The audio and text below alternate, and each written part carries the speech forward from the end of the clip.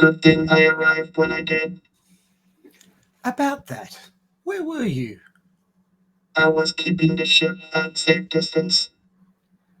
If you didn't keep it at such a safe distance, maybe you wouldn't have lost communication. I am just following standard Jedi mission protocol. Hu Yang, the Order doesn't exist anymore. Nonetheless, I have my programming. Next time, stay close. Watch my back.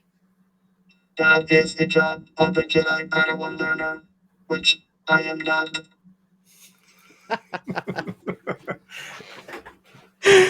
Oh, Talk hello, about everybody. cyber's passive aggressiveness. Oh, yeah. Well, most robots are passive aggressive in the Star Wars universe. Haven't you noticed that? Yeah, look at Jumper. Oh God! Welcome everybody. I am your host, Robert. I am the mad scientist down under, Ray. And this is Captain Chaos. And welcome to another episode, long-awaited episode. This franchise, if I want to call it that, this sub genre of the huge Star Wars is one of my favorite ones. So I'm kind of glad that we get to do it today. But it was worth waiting for. Oh yes. Speaking of worth waiting for, what have you been watching, Robert? Well, is it Star Trek? Is it? You know what? It is. What a shock! What a shock! Oh my God! It is Star Trek. Who would have guessed? We finally finished the Next Generation.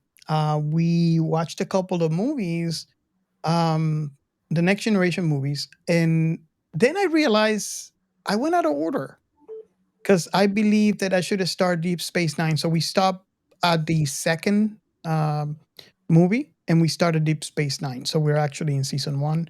And something interesting, and I don't know if you noticed that, but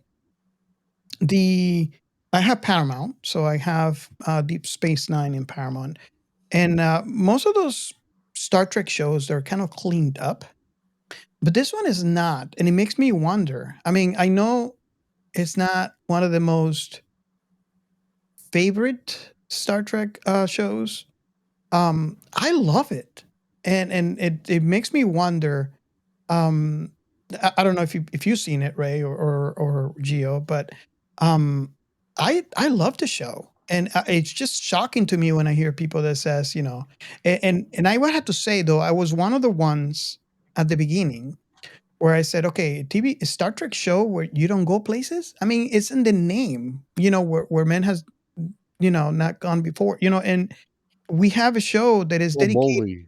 Yeah, boldly go with no man has gone before, and we have a TV show where you're in a space station, stationary. So I was like, that's not gonna work. I mean, this is Star Trek, and I think I was addicted by the second episode. But it just surprises me that not many people out there like the show. Really? Yeah, Because it's arguably one of the better Star Trek shows. oh yes, there's even a documentary out there for it. So, and then looking at Paramount and how uh, if you have Paramount and you put it on, you'll realize that it's as it was when it was aired. I don't think no one at Paramount cleaned it up. You know how they typically like not necessarily make it HD, but clean it up a little. No, this is not cleaned up. It's as it was. So that's why I was started thinking, maybe it is true. Maybe people out there don't watch it as much as people like me watched. Maybe some people like it raw.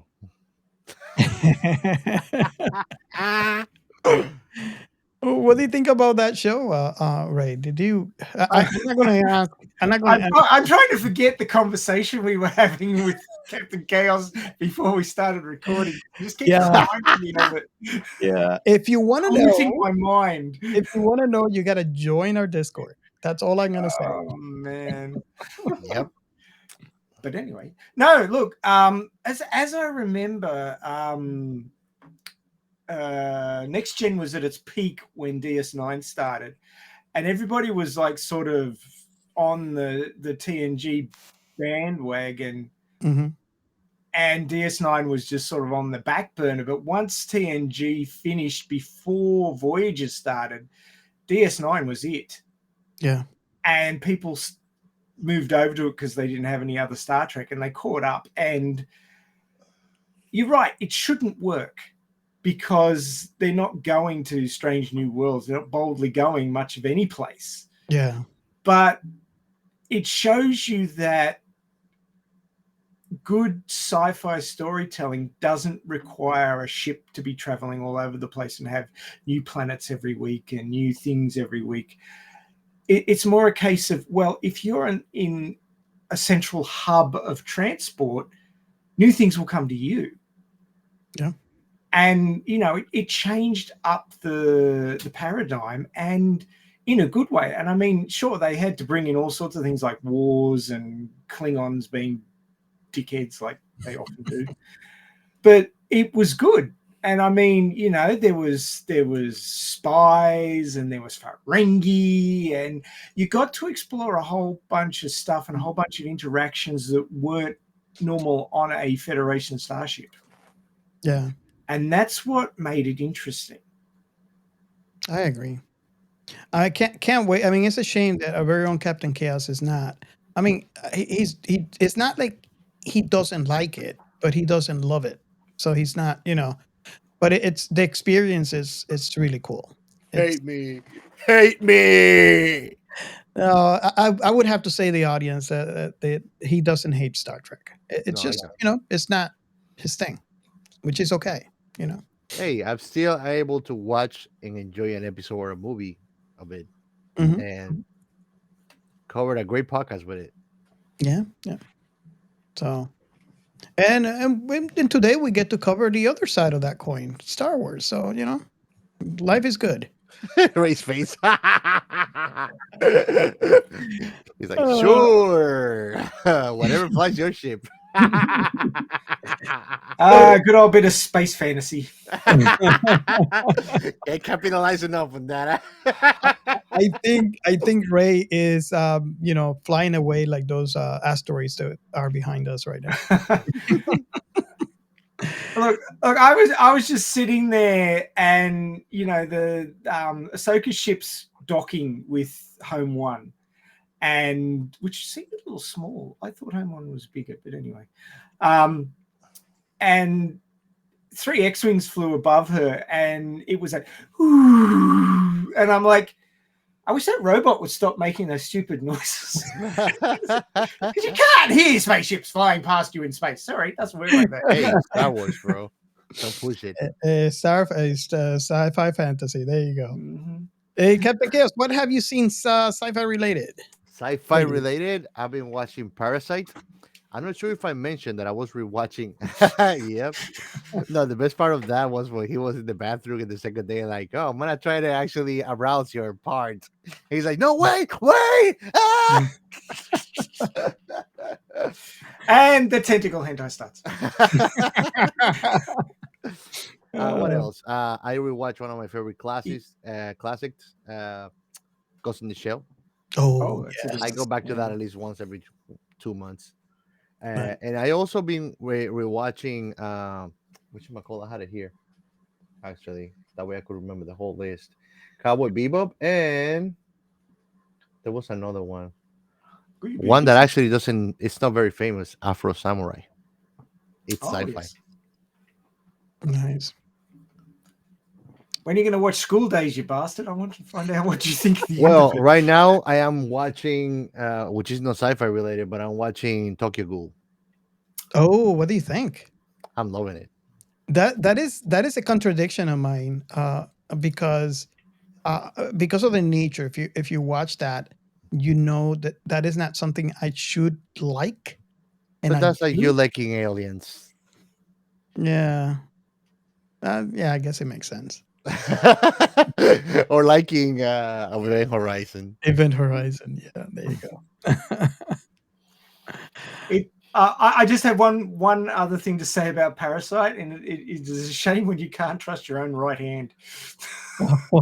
Yep. I mean, it's the bastion of all men. The safe approach is to trust your right hand, but he can't trust his right hand. Yep.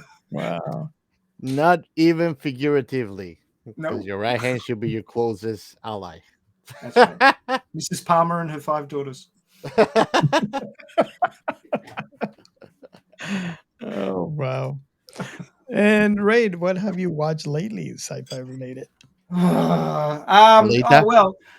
Well, I watched an interesting start to a show called Ahsoka. But besides that, we'll get to that. Yeah, it was Alita Day on the weekend, so 9th of the 9th, and we had a watch party. In fact, there was over 24 hours, or slightly over 24 hours, but on the Alita live stream, they had a watch party for the Gumu Battle Angel Alita anime, the 2 OVAs. And then 22 hours later, we watched the movie on the live stream. So we had a double watch party and a watch party weekend. So that was cool. Yeah, and I invite everybody, if you have not seen Alita, the movie, do yourself a favor. If you really like sci-fi, you can pause us now, go watch it, and come back to us. It's that good. Yep. Agreed. It has an amazing soundtrack, amazing acting, top shelf VFX, like Avatar: The Way of Water level VFX. If you watch Alita and then come back to it and realize that the entire character, including her hair and her clothes, are all CGI, you will realize how amazing it is. It's just like I didn't realize that the hair was CGI for like a year and a bit. And then somebody said, "Oh, her hair's CGI," and I'm like, "What? That hair's CGI?" If you know about computers, you know the task that would take. There's a scene where they're sitting on top of the church looking up at Zalem, and the breeze is blowing, and her hair and her clothes are moving. Wow. Yeah. And it's like, whoa. I want that computer for a video game. Where the digital, you rock. I'm telling You know what computer I would rather for a video game? The one in Lucy. Oh, That's interesting. the best computer, bro. It's a chick in a computer, bro. Yeah, that's the OS, right? What was it? No, it's called is the movie Her? No, With Lucy. Joaquin Phoenix? Lucy. That's the movie, Lucy. Because Lucy was about the one, yeah, but that she becomes a computer at the end. The one that you're saying is the one that is an AI that he falls in love with, which I haven't watched, but I'm very interested on. It's called Her. Yeah, with Joaquin Phoenix. same actress. I didn't know. Yeah, it's the same actress. Awesome. So there was one other thing that I started watching, but then it was playing up. It was on Bilibili, I think is the name. Yes, Billy. Gio, you remember the that anime I was telling you about that we really need to cover at some point? Last Hero. Yes. Yeah. That has a live action. Ooh. And I started watching that. It's pretty damn close to the anime, although they jump over a whole bunch of stuff. But it's really good. Have you guys? Robert is zombied out. Inuyashiki Last Hero. Yeah, it's really hard to remember. I want to watch first, actually, the one that I asked you the name. Here it is. What is it? Oh, come on. I asked you for the name. It was not Inuyashiki. It was a hero something. Yeah, it's Inuyashiki Last Hero. That's the anime. It's on Prime. It's about on Prime. I'm watching it tonight. It's subtitles. So there's no dub. That's fine. I actually was watching. Actually, I didn't mention, and it's very sci-fi. We should cover it. The Peripheral. That's what I was watching yesterday. Ah, yeah, Yeah. you mentioned that. Yeah. Oh my god, that show is off this world, bro. Yeah. It's gonna scramble your head. You have it on the Trello board, right? Yes, I added to the Nice. table. We might have to force Robert to watch Inuyashiki. He probably won't like the number of the body count's pretty high in that anime. I mean, you might be surprised. He's just picky. He's just picky. Okay. It's like it's like Russian roulette with him, or what he's gonna like and what he's gonna traumatize him. It has a bittersweet ending, but some bits in the middle are a bit. I mean, think about it. He didn't get traumatized with Attack on Titan. He doesn't get more gruesome than that. Yeah, and like right now, I'm getting traumatized with Captain Chaos. So, you know. Well, he can watch Event Horizon without, Exactly. exploding, imploding, whichever imploding it happens to be. Yeah. I'm a contradiction. I know. You're picky. I am a paradox. He needs a payoff with his dose of depression. He wants to sound cooler than he is, calling himself a paradox. You're a conundrum, bro. No, I am a quantum event. A quantum event. Yeah, you don't know what you're gonna get until you actually. But are you entangled? No, he's a quantum disentanglement. Oh, that sounds painful. I might be entangled. I don't know. It will take more than 2,000 qubits to really figure rubber out. Oh wow! So with that, should we It's move a on? conundrum wrapped in an enigma. Now you see what he's doing? He's trying to move to the next segment because he's tired of getting roasted. Oh god, yeah. You let me know. Yeah. Yeah, we good. We already have our fill of roasting you, man. Feeling warmed up now, Robert? Yeah. Yes, I need to have some cold beer. I have some room temperature water with fish on my cup. Salty. So here we go. The next segment. We are Science Fiction Remnant. This is the Funny Science Fiction Podcast. We are the Caribbean Science Fiction Network. We are Monorats. We are One Accord Level 2 Podcast. This is Jesse from Sudden But Inevitable and Open Pike Night. This is SciFi. Well, guys. So in this segment, we like to talk about the This Is Sci-Fi hashtag, which Robert actually started. And the idea, there it is backwards. Your camera is flipped. You're mirrored. Yeah, so, you got to turn that off. So we're actually talking. That fixed it. That makes it right. Yes. Just I can read it. Yeah, you can. No, we're actually talking to Mirror Universe Geo at this point. You can't see his goatee; it's under his beard. Oh wow! Yeah, no. For some reason, this restream thing automatically mirrors your camera for some reason. Yeah, it does. I have to turn it off. But anyway, this is Sci-Fi, which is the hashtag. Silo bad, Venn diagram good, basically. So if you're living in your own little world of one particular sci-fi IP, but you're wondering what else is out there, the This Is Sci-Fi hashtag is your way to find out what else is available. Or you could just listen to our entire back catalogue. That'll tell you a lot of stuff. Yeah. But I'd rather the latter.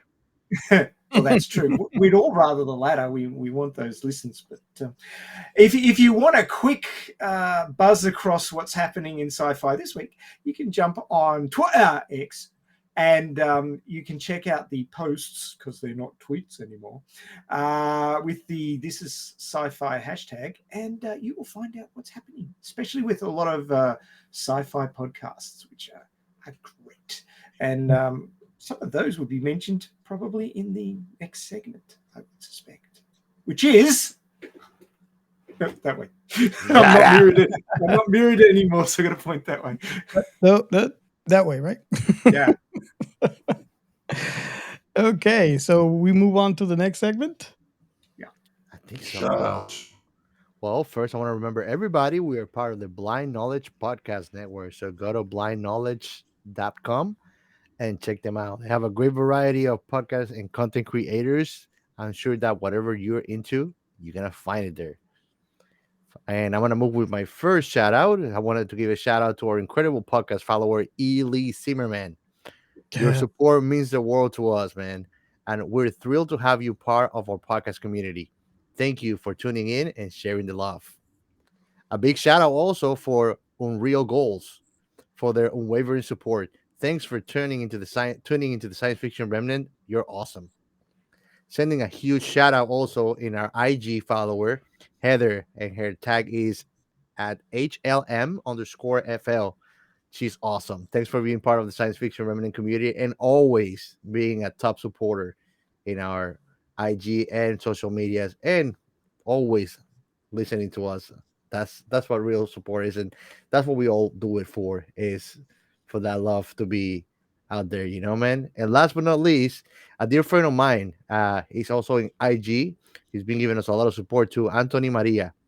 It's an old-time friend of mine and a listener of our pod. Thank you, brother. And that's all for today's shout-outs.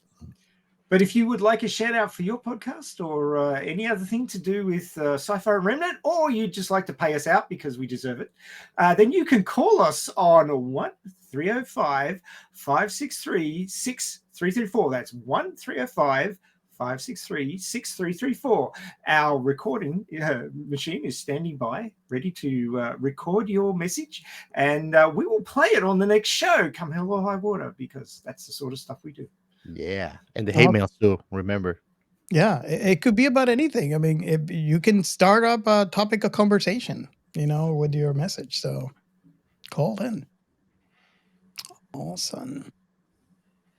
Okay, so we should move on to the next segment, right? Yeah. The Outer Remnant. Well, Geo did arrive for that watch party I was talking about, but I believe you had a small screaming Mimi problem. Yeah. I have background noise. Let's leave it at that. It wouldn't be chaos without any chaos. Yeah. That's right. You got to have your chaos. But yeah, but I'm an apex, man. It's me or nothing. So it was annoying. So episode 180 of Radio Chaos and the Alita Army live stream was Alita Day 2023 Alita Battle Angel Watch Party, where we watched the movie and discussed what was happening in the various scenes and basically Science Fiction Theater 3000 it. So what you can actually do is go over to the Alita Army channel on YouTube and click on episode 180, and there'll be a 3, 2, 1 go. If you start playing the movie there, then you will be able to follow with our commentary, because obviously there is no director's commentary on the discs. So we always create our own. We've done it 3 or 4 times now, so there's different people and different commentaries. So yeah, check that out, because every couple of months I find out something new, and the next time we have a watch party, I pass that one on during the commentary. So check those out. They're good fun. Yeah. We should try to do one of those, but I think it works best if we do it on our Discord. Yeah. So, and I don't know if you guys know, but if you don't join our Discord, you'll miss our watch parties. And a lot of other fun. Yeah. We had a watch party today. So, what were we watching? Ahsoka. Yeah. So, yeah, if you guys missed that, just join our Discord channel, and next time when you see that little watch party channel go live, you can join. It's open to everybody on our Discord. And it's usually on a Sunday afternoon when you guys are racing to watch the thing we're talking about. Thanks, Ray. Well, I'm usually asleep at the time because it's the middle of the night down here. So. I mean, who needs somebody to throw you under the bus when you got Ray? I'll drive the bus. I don't throw you under it. I'll just run you down with it. Oh, no.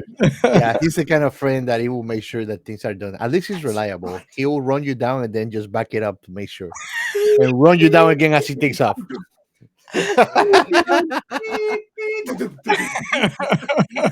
Speed bump. Do Oh, it properly wow. or don't do it at all.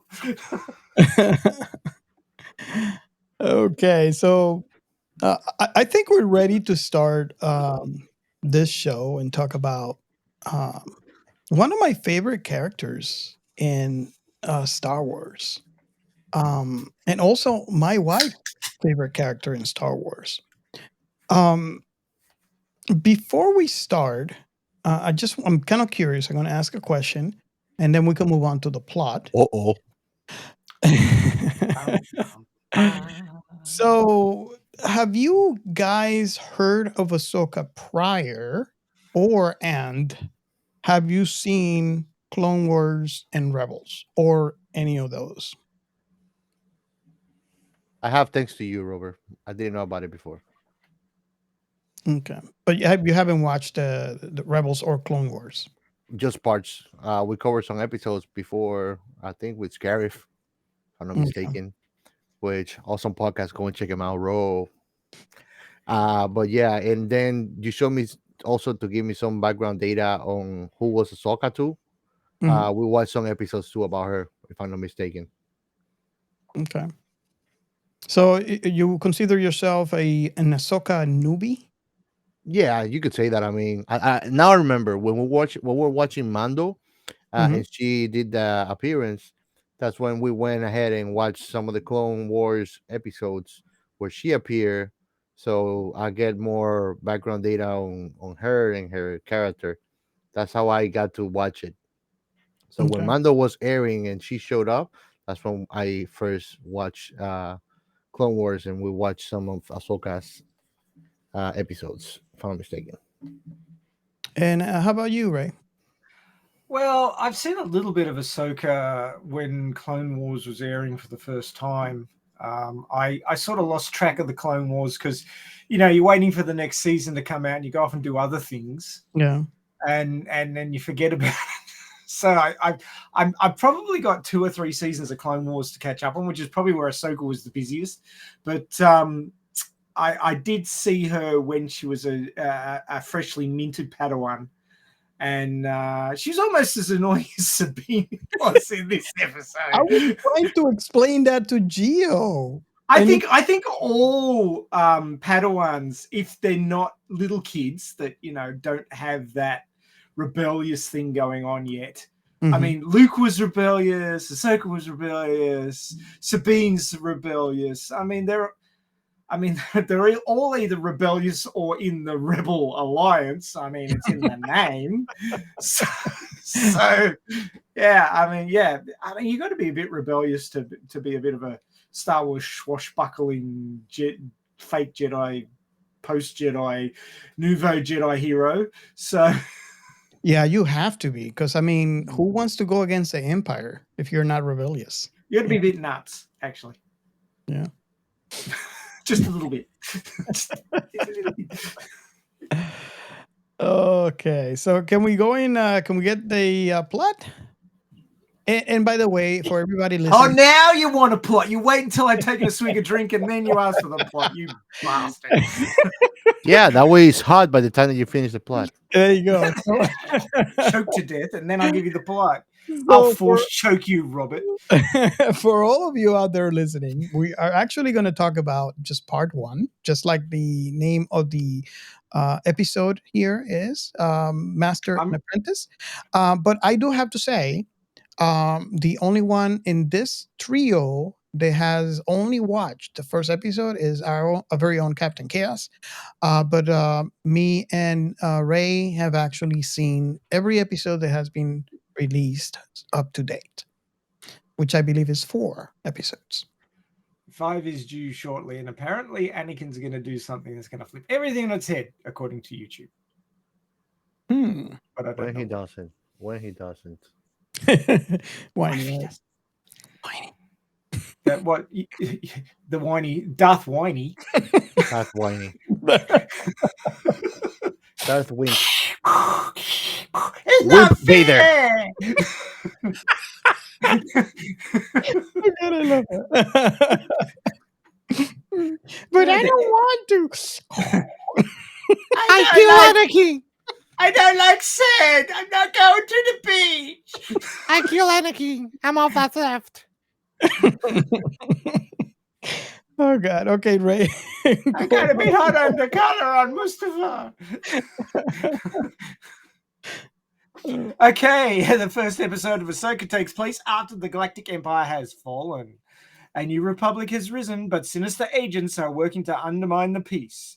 The plot is to find the lost Imperial Grand Admiral Thrawn and bring him out of exile. The episode begins with Bail Skrull, a former Jedi who fell to the dark side, and his apprentice Shin Hati board a New Republic ship. The ship is holding prisoner former Imperial Magistrate Morgan Elsbeth, an ally of Thrawn. Ahsoka Tano has captured Elsbeth and is transporting her with the Rebel Alliance. Well, actually, she was going off to trial at Coruscant. But of course, they only used one ship, which was a bit silly. Ahsoka goes on a treasure hunt to find a map inside an ancient tomb that will lead her to Thrawn. The episode sets up a dramatic confrontation between Ahsoka and the forces assembled by Elsbeth. There you go. So I have a question for Gio because I'm curious. Okay. I'm too curious, Robert. I You're lucky you're not a cat, you'd be dead. I always say, and I stand by my comment here, and Ray, correct me if you feel I'm wrong in saying that Correct him. you don't Don't waste really time. Correct him. you don't really need to watch Rebels to enjoy this show. Agree. Can we agree with that, or Yeah, okay? for sure. So I just think want that we made the point before. Since the question was for me, let me answer to you. We made the point that that's the beauty about how they're making these. Robert needs some correcting. So the question, Gio, is I just wanted to phrase just say that for the audience first, so they know that they don't have to watch Rebels. The question is, we watched this together in the watch party, the very first episode.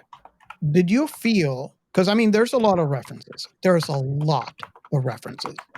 But did you feel that you could have enjoyed it without me stopping and giving you the references, or you think the references were important, or they're just a nice thing to have once to understand the show? They are a nice thing to have. You can enjoy the show without the references. That's the beautiful thing of what we are explaining when you're getting all these new continuations of side IPs and side characters of Star Wars. Is it just completes and gives you more of that what you want. So even though I am not super knowledgeable and I've watched every single thing about Star Wars, I've watched all the sagas several times, uh, and I can understand from the fandom standpoint that it just makes it more wholesome, you know. But even if you're not hardcore fan and you just watch the movies and you haven't watched like shows and things like that, you can still enjoy it as something more of Star Wars without having to know all the references.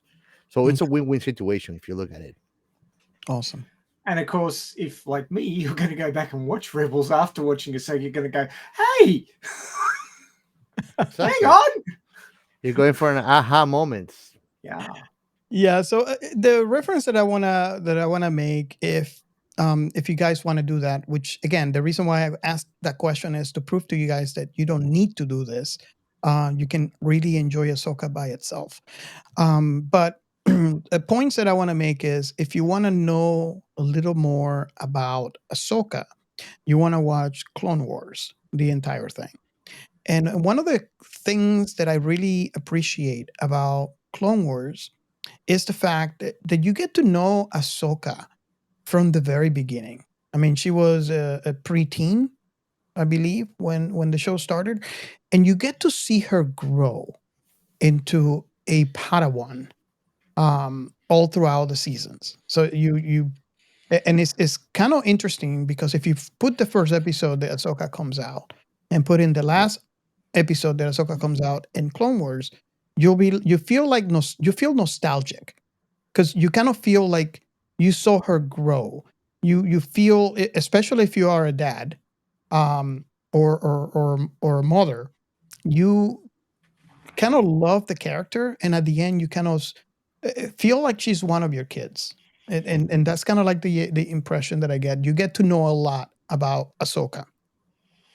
Now, Rebels, it would be it would be important to if you want to go for that, to watch Rebels, because you get to know the other characters in the show. So you get to know what is Sabine Wren like, what is Hera Syndulla, who is Kanan, who is Ezra, and all those characters that are being mentioned in this show.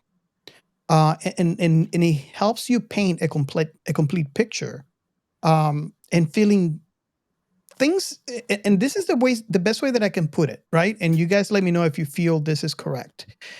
It fills the gaps that you did not know you have. Does that make sense? Yep. Definitely. Absolutely. So I was one of the I don't know if I should say lucky ones that um I was, because I know there's my conversations online. Not everybody has seen Clone Wars. Not everybody has seen Rebels. And I like to say that I am one of the lucky ones because I watched those and more when they were on the air. So for me, they're in the past. There's history. So when The Mandalorian came out, um, I remember, to me, and I don't know if Ray shares this vision or not. To me, Sabine is one of the coolest Mandalorians there are, right? To me. So when they announced the Mandalorian, I was excited because, oh, maybe this is going to be about Sabine.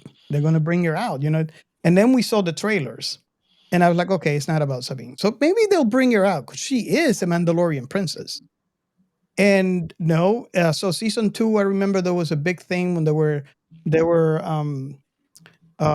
doing some leaks of some Mandalorians that were gonna come out on the episode, and I was like, there's a lot of rumors about this secret person they showed on the shadows that's gonna be Sabine. Sabine is gonna be on the Mandalorian show, and that turned out to be false.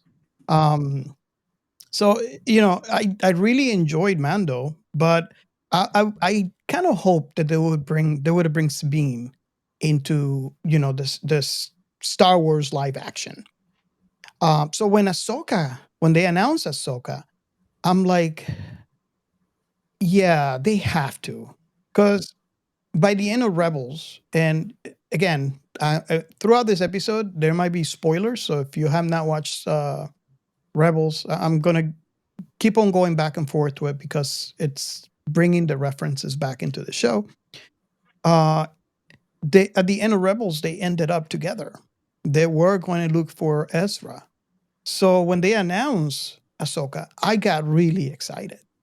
Um, and not only that, I mean, when Ahsoka came out in The Mandalorian, me and my wife were excited because that's her favorite character. I even bought one of those Funko Pops for her. Gio, I think you've seen it.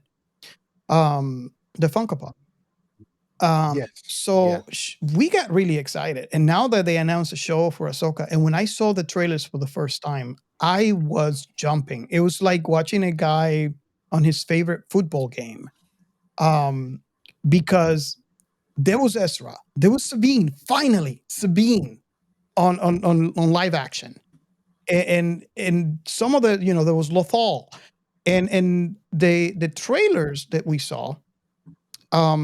There's even actually someone did a comparison, multiple comparisons online, where you could see all the scenes from Ahsoka compared to the scenes from Rebels, and that's one of the things that I enjoyed the most is they I want to say exact comparison. It's not a true one-to-one, but it is amazing how, because when you do live actions, there's always going to be that issue where you might not be able to do exactly how it is on animation. I honestly think, comparing to Rebels, that they did an amazing job. And if you see one of those comparisons online, you'll see what I'm talking about. Where they have like, and one side of the screen is Rebels, the other side of the screen is Ahsoka, and it's like almost a one-to-one comparison on how like the city of Lothal, or when Ahsoka came to get Sabine to go search for Ezra, the famous mural with the whole Rebels crew was painted on that wall. It's just it filled me with joy, basically, because it's something that I always wanted, and I'm finally getting it. So, what do you guys feel about that? And I know you might not have that same thing because you haven't really watched Clones and Rebels to the entirety, but how do you feel about that?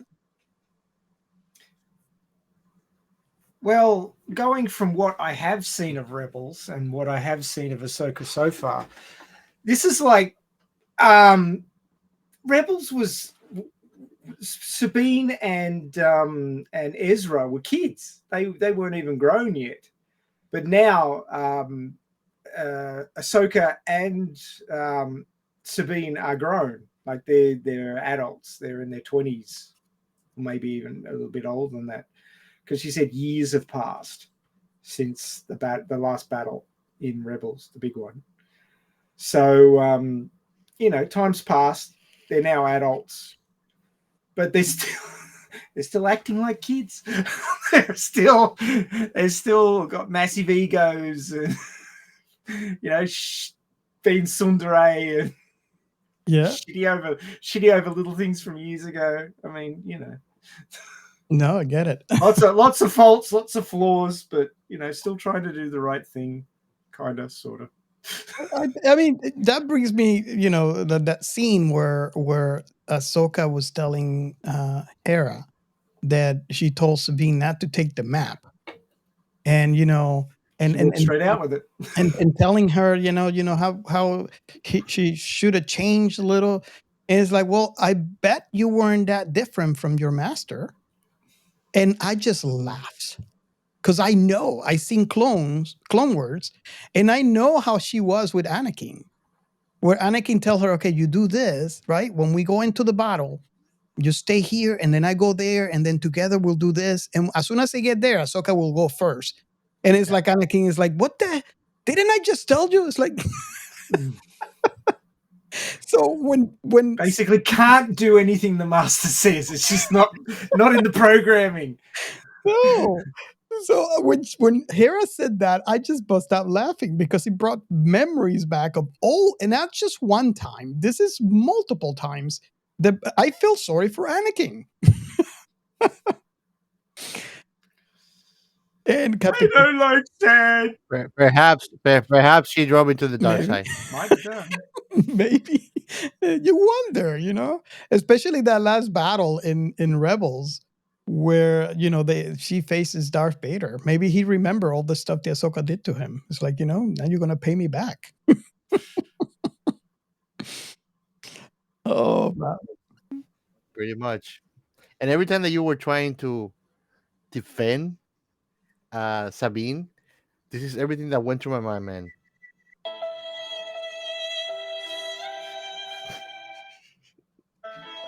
You know what this is? This is the smallest violin in the world, and it's playing just for you. Yes, to the audience out there. Surprisingly for Robert, Sabine didn't have my favorites, man. I was rooting for the seats, and I was happy with the result. And of the they first were not ending, Sith. bro. Sadly they were Jedi. That They were, but I mean, if you're working with the Dark Force, and I mean, the dude had a red lightsaber. I mean, I'm not a pro of Star Wars, but red lightsaber is Sith. Is wasn't dark it orange? I side. think it was orange. But here's the thing, right? No, it was red and the dark side Jedi, the dark Jedi. Yeah. So I mean, they weren't trained as Sith; they were trained as Dark Jedi, but they've Jedi. fallen to the dark side. let me put it this way, right? Ahsoka is not a Jedi either, right? She's not a Jedi, but she's not a Sith. She's an She's a anti-hero. grey Jedi. Well, Literally. the reason why I said the orange lightsaber, and someone please, like, I don't know if you can search Google real quick and confirm um, Right the away. color of their lightsabers. I don't think they were purely red, but the reason why I'm saying that is because the color of the lightsaber reflects the person who wields it, right? So there is a big meaning behind the color of the lightsaber, and the lightsaber color may change. So it doesn't stay one color depending on like what. Like one example, Anakin's lightsaber, right? It turned red after he became Darth Vader. Um, Ahsoka's lightsaber wasn't white. It turned white after she left the Jedi Council. After that big, I want to call it witch hunt, but I don't think it was technically that. So the white color actually shows her neutrality in her decision to no longer be a Jedi, right? So your intentions, your heart would actually reflect on the color of the lightsaber. Um, she, if she had different intentions, it would have been more towards the orange or red color of the lightsaber. Um, do you guys knew this or I had read that kyber crystals have a sort of spirit in them, Mhm. and how the spirit is treated reflects in the color. And apparently, Sith torture the spirit of the kyber crystal until it becomes red. Exactly. That's exactly what happens. So I mean, you could have a nice green or blue lightsaber, and just all that hate and torture will make it turn red. Which I remember that was a big confusion for me as a kid, because I would watch those movies and not really understand. And now now it brings a little bit more understanding to what happened to the different colors. Um, so did you know that Chaos, that about the colors of the lightsaber? I don't know. Not really. I thought it just had to do with the crystal, but I didn't have that science down to the T. Yeah, well, I don't know that we want to call it science, but science fiction. But Fantasy. but yes, yes. So that's a really cool way that when that you could actually see based on the color the intention of the Jedi, kind of, if you think about it. Okay, so Shin Hati, which was the apprentice bad girl, it's Mhm. orange. Now, orange, its ever meaning. It is very close to red though, but it was orange. No, yeah, no, it's noticeably orange though. They made it purposely. Wow. Mm. And yeah, it seems that the other guy is Balin's Cole for sure, or a descendant. He's 500 years old. That begged me the question, like, 500 years old, that dude. Yeah, yeah. So, well, and that's a very good question too, because when Hu Yang was saying that the only, like, well, it's just the way that the phrase went that leaves out to the question, because didn't he say in 500 years there's only one student that created a lightsaber like this? He's not technically saying that it's been 500 years since he's seen it. He's saying in 500 years, out of all the students that he's seen in 500 years, only one student. So I don't know. I take it as he's comparing that one lightsaber to all the younglings lightsaber for a period of 500 years. What do you do you understand? Do you go with that, Ray, or am I understanding this incorrectly? No, I think you probably got it right. I'm just googling lightsaber Yeah. colors and what they mean. I got actually the meaning. So they are gray Jedi's, which means that they haven't even decided to be the Dark Force or to be a That's the Jedi. orange, right? Yeah. Yeah, So So yeah, apparently, a that's what it pure means. kyber crystal has no color until it's bonded to the Force user. they're completely white. Mm. So that explains why Ahsoka's color is white, because she's completely neutral right now. She doesn't like the Jedi Council because of what they did to her, but yet she doesn't want to be a Sith. And she serves the Jedi Council. Well, she serves the New Republic. Like she it or doesn't not. serve the Council because it doesn't exist anymore. exactly. She doesn't. But she refers as a No, Jedi but Master. did they even call her Jedi Master? I don't think they call her. Well, Sabine calls her Master because that's what Padawans do. Yeah. And she's a Padawan. What is she learning? And The yes, Jedi ways. and yes, Banana if you Boomy. guys listening, the pure sarcastic tone of our very own Captain Chaos, he doesn't like Sabine. That's okay. I'll have Not her. one bit. Oh, you can have her. I mean, you can have her all you want after the first episode. I love what they did with her. They did like Sabine on a pinch. Love it. She so Sabine much shish earned that, kebab, bro. is that what you're saying? I wish I was wrong, not to hurt Robert's feelings, but I caught on her bratty, stupid attitude and I like that. recklessness from the beginning, and she got served for it. Causality, bro. I Cause and think it was a effect. needed lesson in Sabine. Yes. Unfortunately, what really will happen with a lightsaber didn't happen with her. Evaporate that brat. Yeah, we're going to talk about Clean that in hair. the science behind that. But yeah, I if you watched the rest of the episodes, Gio, you'll probably realize that this was kind of like just one of those things that needs to Wake up happen call. to forge who that person will become. A wake up call, probably. In a way, Right? yeah. What do you think, Ray? Right? I mean, without spoiling it for him, do you think I'm right in saying that necessary Yep. lesson? Yeah. Now, do you get my point that this lesson could have Oh, cost her yes. life? Yeah. Exactly. That's my whole point. And lucky that they were after her, but this attack could have cost others people's life where she was. Would she be attacked somewhere else? Because she was not prepared to fight in any kind of way. She was. How can I explain that? Because She couldn't even beat the robots. Imagine the Jedi. I felt like Seti, no, the mhm. Shin Hati, the girl, she was she was toying with her. she She was was not even toying with fighting her. her. And she's the thing is she's also a Padawan. So there's Padawan versus Yeah, Padawan. but but it tells you the absurd range of abilities that two Padawans are fighting, and one is toying with the other.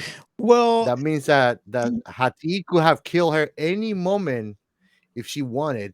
I mean, and on top of that, Sabine couldn't even kill the robots. Like, she was struggling with them. If she would have harnessed a little bit the force, she would have just dumped them off the balcony or something. But she lost the map and everything because of not being ready. Let's just say that if you'd watched the second part of the first episode, you would understand why she didn't. Well, you guys are simply No, smart in you defending have her. to. You have It's to. a matter of understanding. I do have to say though. Her PTSD and traumas No, doesn't it's not. excuse It's her not that. neglectfulness. She has an It's not important that. post. Let me go and call for Ezra. Hey. He's home. I miss it.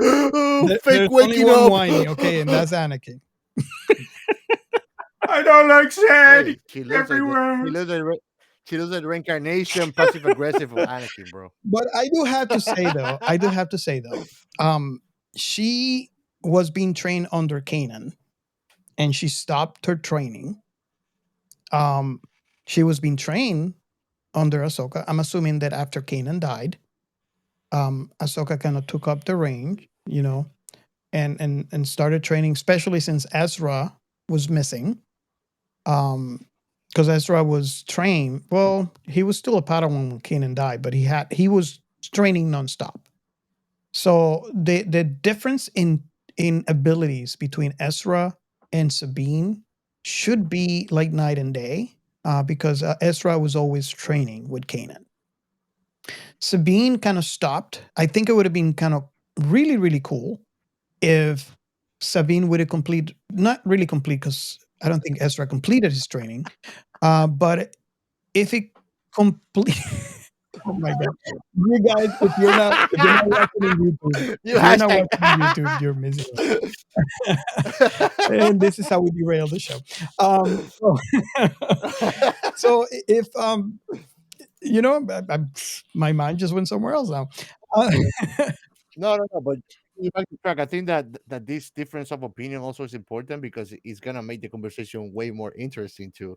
Because at the same time that I get what you're saying is like we don't really disagree, but we Mhm. have points to defend. So what I'm saying is, I think it would have been a complete different story.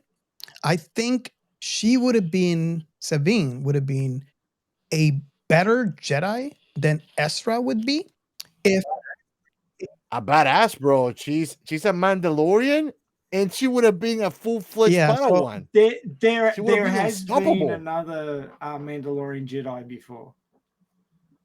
oh yes, the first one, Which I don't know of. the lightsaber, the dark saber. That's right. Yeah. Dark saber. So, but what I was going back to what I was going to say is the fact that Sabine Mhm. would have had two masters, Kanan and Ahsoka, and now to have Ahsoka as a master, that is a lot because Ahsoka was trained by Anakin, one of the best Jedi's Mhm. and the worst Sith there is. And you can actually see if you watch Ahsoka fight, this is evident if you watch the Clone Wars, right? Because this is when Anakin was training him. But Mhm.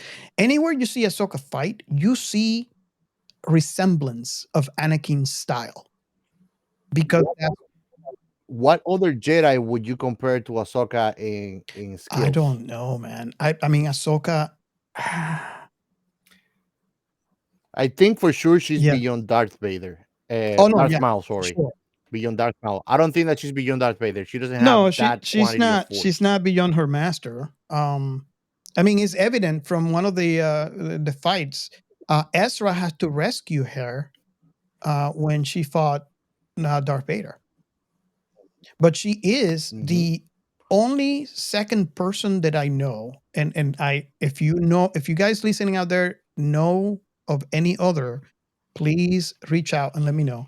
But she's the only other person aside from Obi-Wan that has been able to break Darth Vader's helmet, and that is a hard thing to do.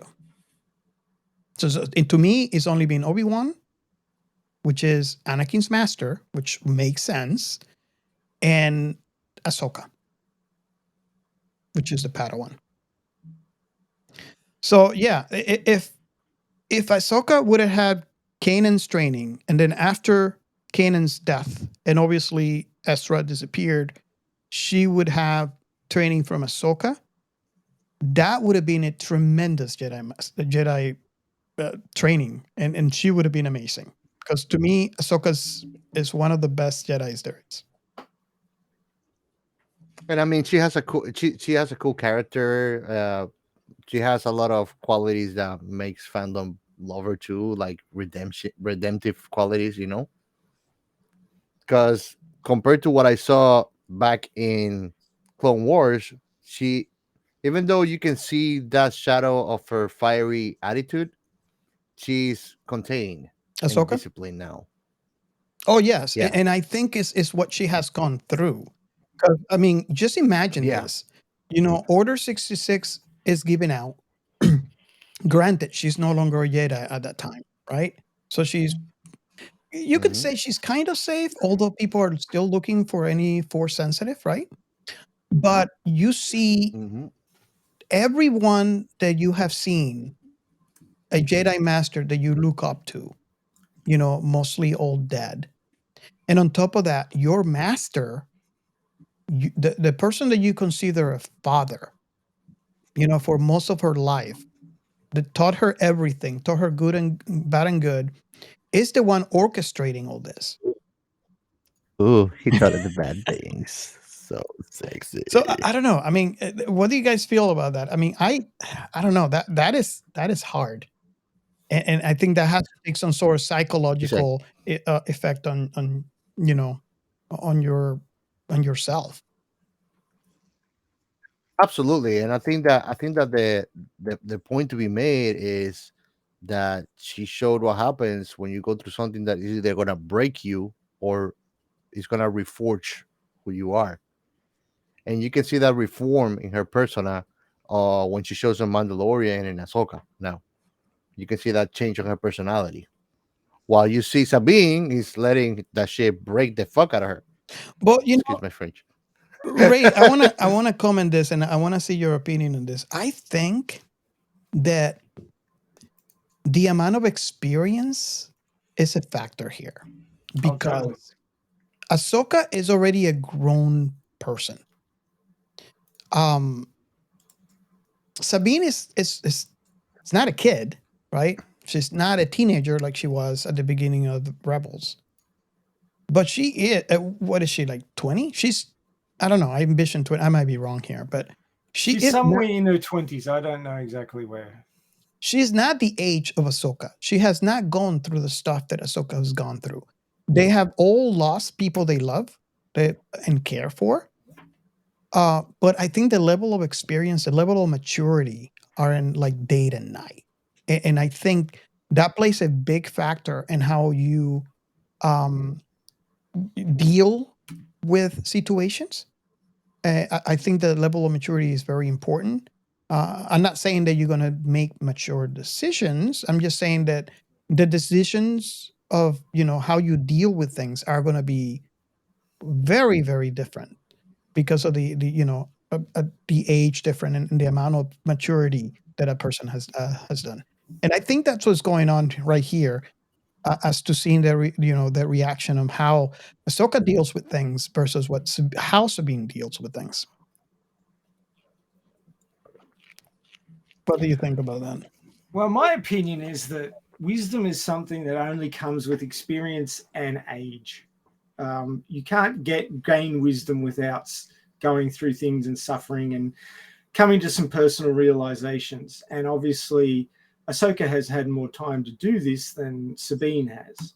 So Sabine's sort of on the same track as Ahsoka, but she's still struggling, trying to work out her feelings and work things out. Now, that's what happens with normal people, but people who are force sensitive also get revelations from the force, be they in dreams Yeah. or visions or what have you.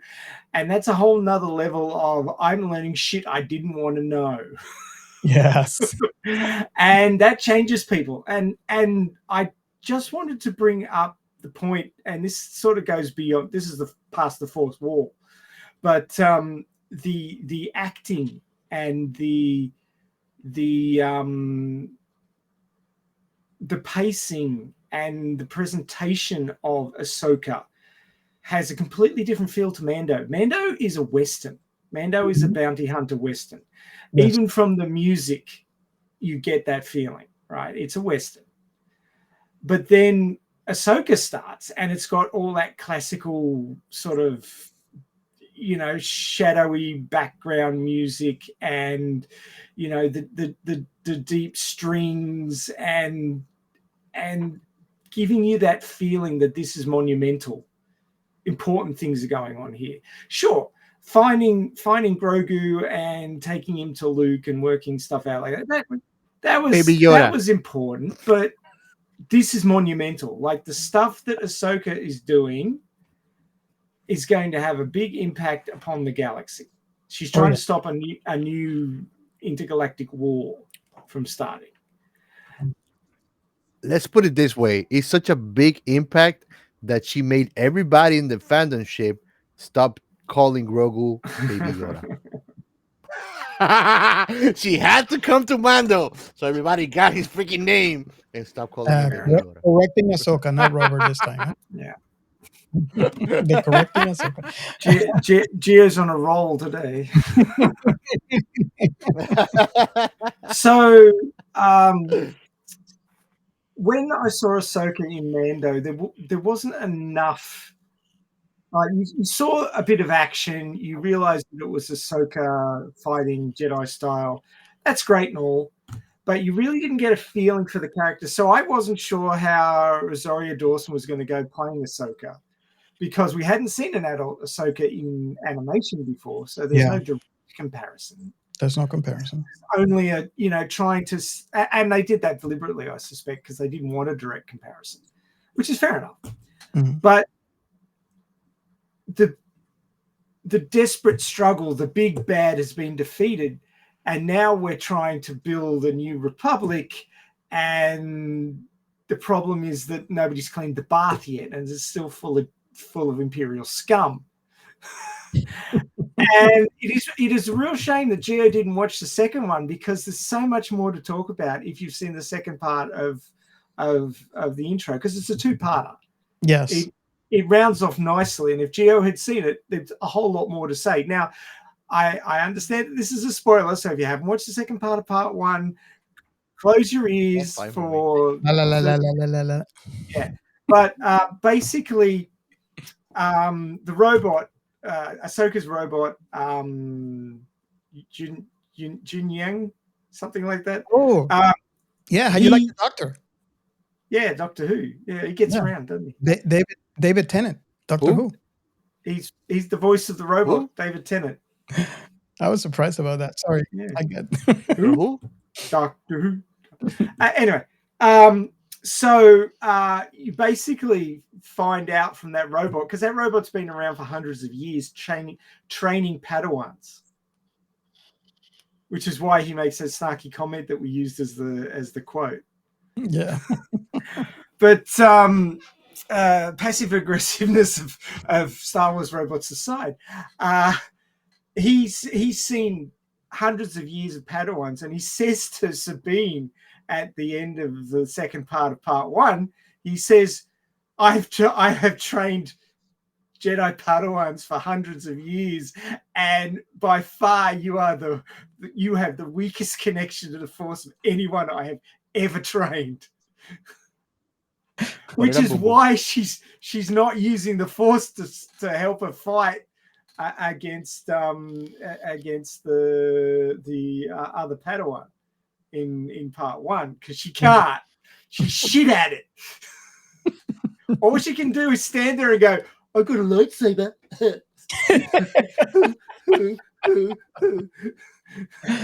Oh God, yeah, So yeah, like Sabine was not ready for that fight. No. Not even a little bit. Now, let me ask you. I think this is something you can train for, because there had been different Jedis with different levels of affinity to the Force. So there has to be something. I mean, granted, she's not going to be an Anakin or an Ahsoka. Well, I mean, Anakin, we know, is one of the Jedis that can really connect to the Force. So she's not going to be that kind of Jedi. But I think the affinity to the Force is something you can train for and try to grab as much as you can to help you in a battle. But I don't know. That's just my opinion. I suspect that you can use the midi-chlorians you have to hand more effectively. But there'd be a hard limit because you don't have as many as someone like Anakin or Luke or Captain Chaos. Yeah. Yeah. Well, Captain Chaos shoved carbon crystals up his ass, so he's cheating. For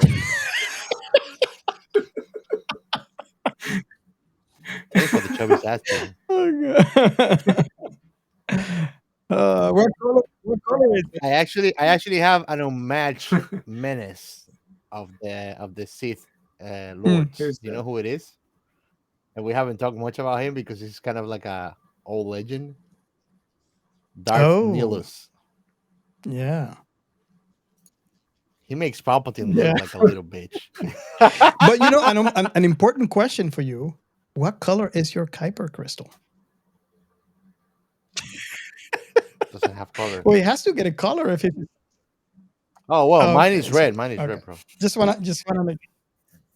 When I'm getting a lightsaber. No, but I mean it's the red. Kuiper that I'm a you have Sith, bro. already on, up your, It's Oh, brown. by what? It's brown. Finish that. Obviously.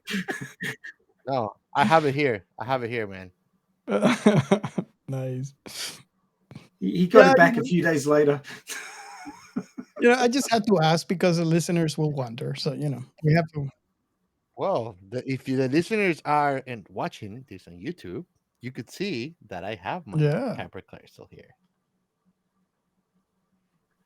Awesome. So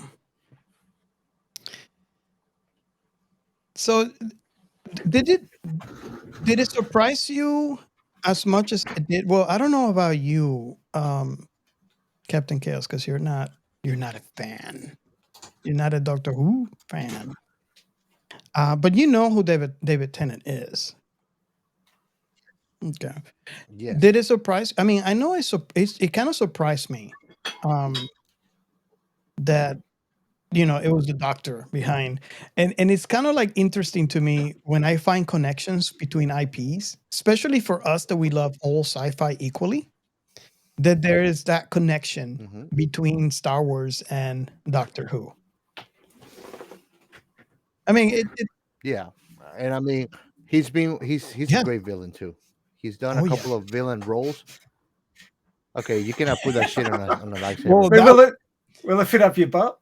that is a big Kuiper crystal. That's great for a sequel called Two Sith Lords and a Crystal. Oh God! Let's move on to the next topic really quick. Really quick. The Jedi's and the Force. Oh God! Do you see what you guys miss if you don't follow us on YouTube? You need something more like this, right? Well, that's where you started, man. Oh, Not where you. That's not where you finish. That's where you start.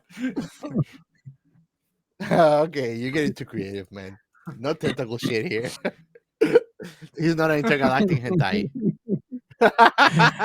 Oh. That joke, it reminds me of the meme that I posted. It says like you can fit 60 something Earth on Uranus, and then they show Captain Pike saying, "If you relax." 61. Oh wow! No, that's Captain Kirk. He's the one known. 61 if you relax. There you go. That's how much of a Trekkie I am. I didn't say this to piss you off, but I'm glad if you did, listeners. Oh God! There's Captain Chaos trying to cause chaos. I'm just being blissful because ignorance is bliss. So say we all, Luke Skywalker. May the Force be with you. May the fourth be with you, OG Kush. Oh wow! So one question that I have, and not necessarily for Gio, because we know that Gio hasn't. This is kind of like the first time that he saw, and he hasn't seen much of the animated Star Wars series. I mean, I even watched Resistance. People hate Resistance. I liked it. What were you as excited, Ray? For I don't know. I'm just asking. It's okay if you're not. When they announced the Ahsoka series, and if so, what were your reasons? If you were. Kind of in two minds. Like sometimes going to live action from an animated series can work. Yeah. If you've got the right actors that can pull off the parts. And I've got to say that Rosario's doing a good job of acting like Ahsoka, but like those massive pants of hers just don't quite cut it. Especially when she turns away, it's like pantaloons. It's like, what? Pantaloons. Word. And the word for the week is pantaloons. No, I feel like I'm in 1800s, man. Pantaloons. Well, I think, and we talked about this in previous episodes and how it is chemistry, right? Mm. So you can have, if you don't, you can have everything, but if you have the right mixture of the different things, it's just not going to work. I think the show Ahsoka has something good going for it, is the fact that you have the creators and the writers for Clone Wars, right? You have obviously George Lucas was involved, and Dave Filoni. Dave Filoni I think it has been set on record that he is uh, George Lucas Padawan. Um, And the best Iron Man well, driver no, ever. that's another person. That's what was his name though? Look it up. Crap, I forgot. He's involved too. He was involved in The Mandalorian. Yeah, Oh crap! How can I forget his name? That's now I'm gonna feel bad. true. I So confused him. It's John yeah, John Favreau. Favreau. I No, yeah, confused he's John Favreau. He actually was involved. John Favreau also was involved in yeah. Ahsoka's writing. And By the way. mostly in the Mandalorian. Well, he's involved in everything Star Wars right now. So, but where I was trying to go is the fact that you have the writers, the visionaries, the directors that created the character Ahsoka, right? And these are the people involved in the show Ahsoka. So that most likely, and so in most cases, let me say it this way, in most cases, you don't get that lucky, right? You have something that worked in the past and maybe has been a couple of years, and then someone else we would try to run with it. Like one example that I can give you is, you know, um, Cowboy Bebop, the anime, right? And now someone else wants to go with the idea and they do the live action, but that person is not the person that were involved in the creation of the original work.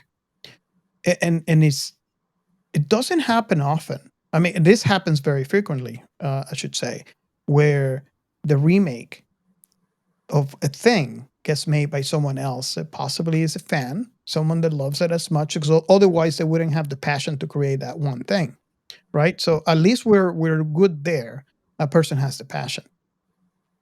But in this one over here, I think we get to see something that doesn't happen often, which is when you have the creators and the writers of the original thing come back and try to do a live action of that one thing. Um, that doesn't necessarily means it automatically works because, like we mentioned, you still need to find the perfect actors, and once you find that, then you have to find the perfect chemistry between actors to have that one perfect thing. So, what do you guys think about that comment? I mean, I think that was in a way a perfect storm where you were able to not only get the original creators but get the right casting.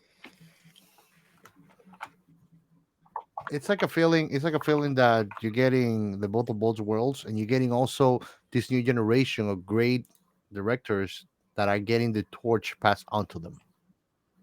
So, so if George Lucas retires, which eventually it'll happen, It was, I think. George Lucas is not gonna be. But what I'm saying with that is, you get that certainty that you're not gonna lose quality on those IPs that you love so much. That there's so much more to see from them. I'm sorry, I wasn't. Let me correct myself. I wasn't talking about. I was mentioning Clone Wars, and in my mind, I said Rebels. So yeah, it was. I was talking about Rebels. Sorry about that.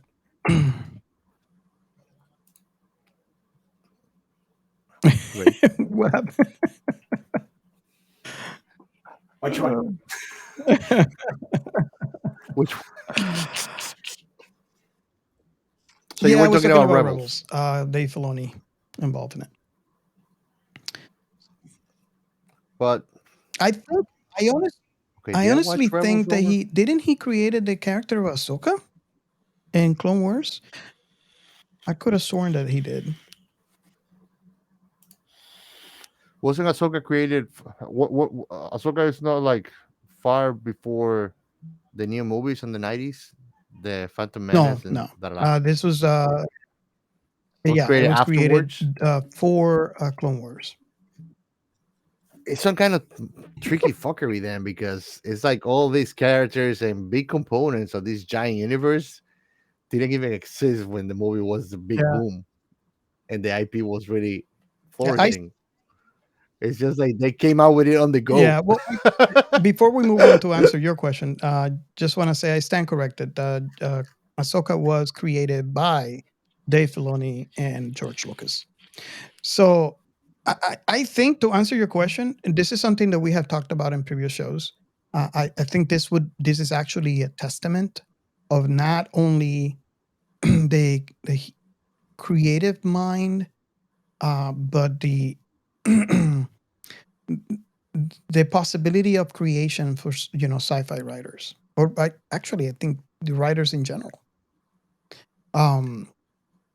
Because and I don't know if Ray, I mean, you're out of all of us, I like to call you the writer in this trio here, Mhm. because I'm still trying to write my thing, and I haven't even touched it. So I think that it is very common to have an idea of what the story that you want to write is.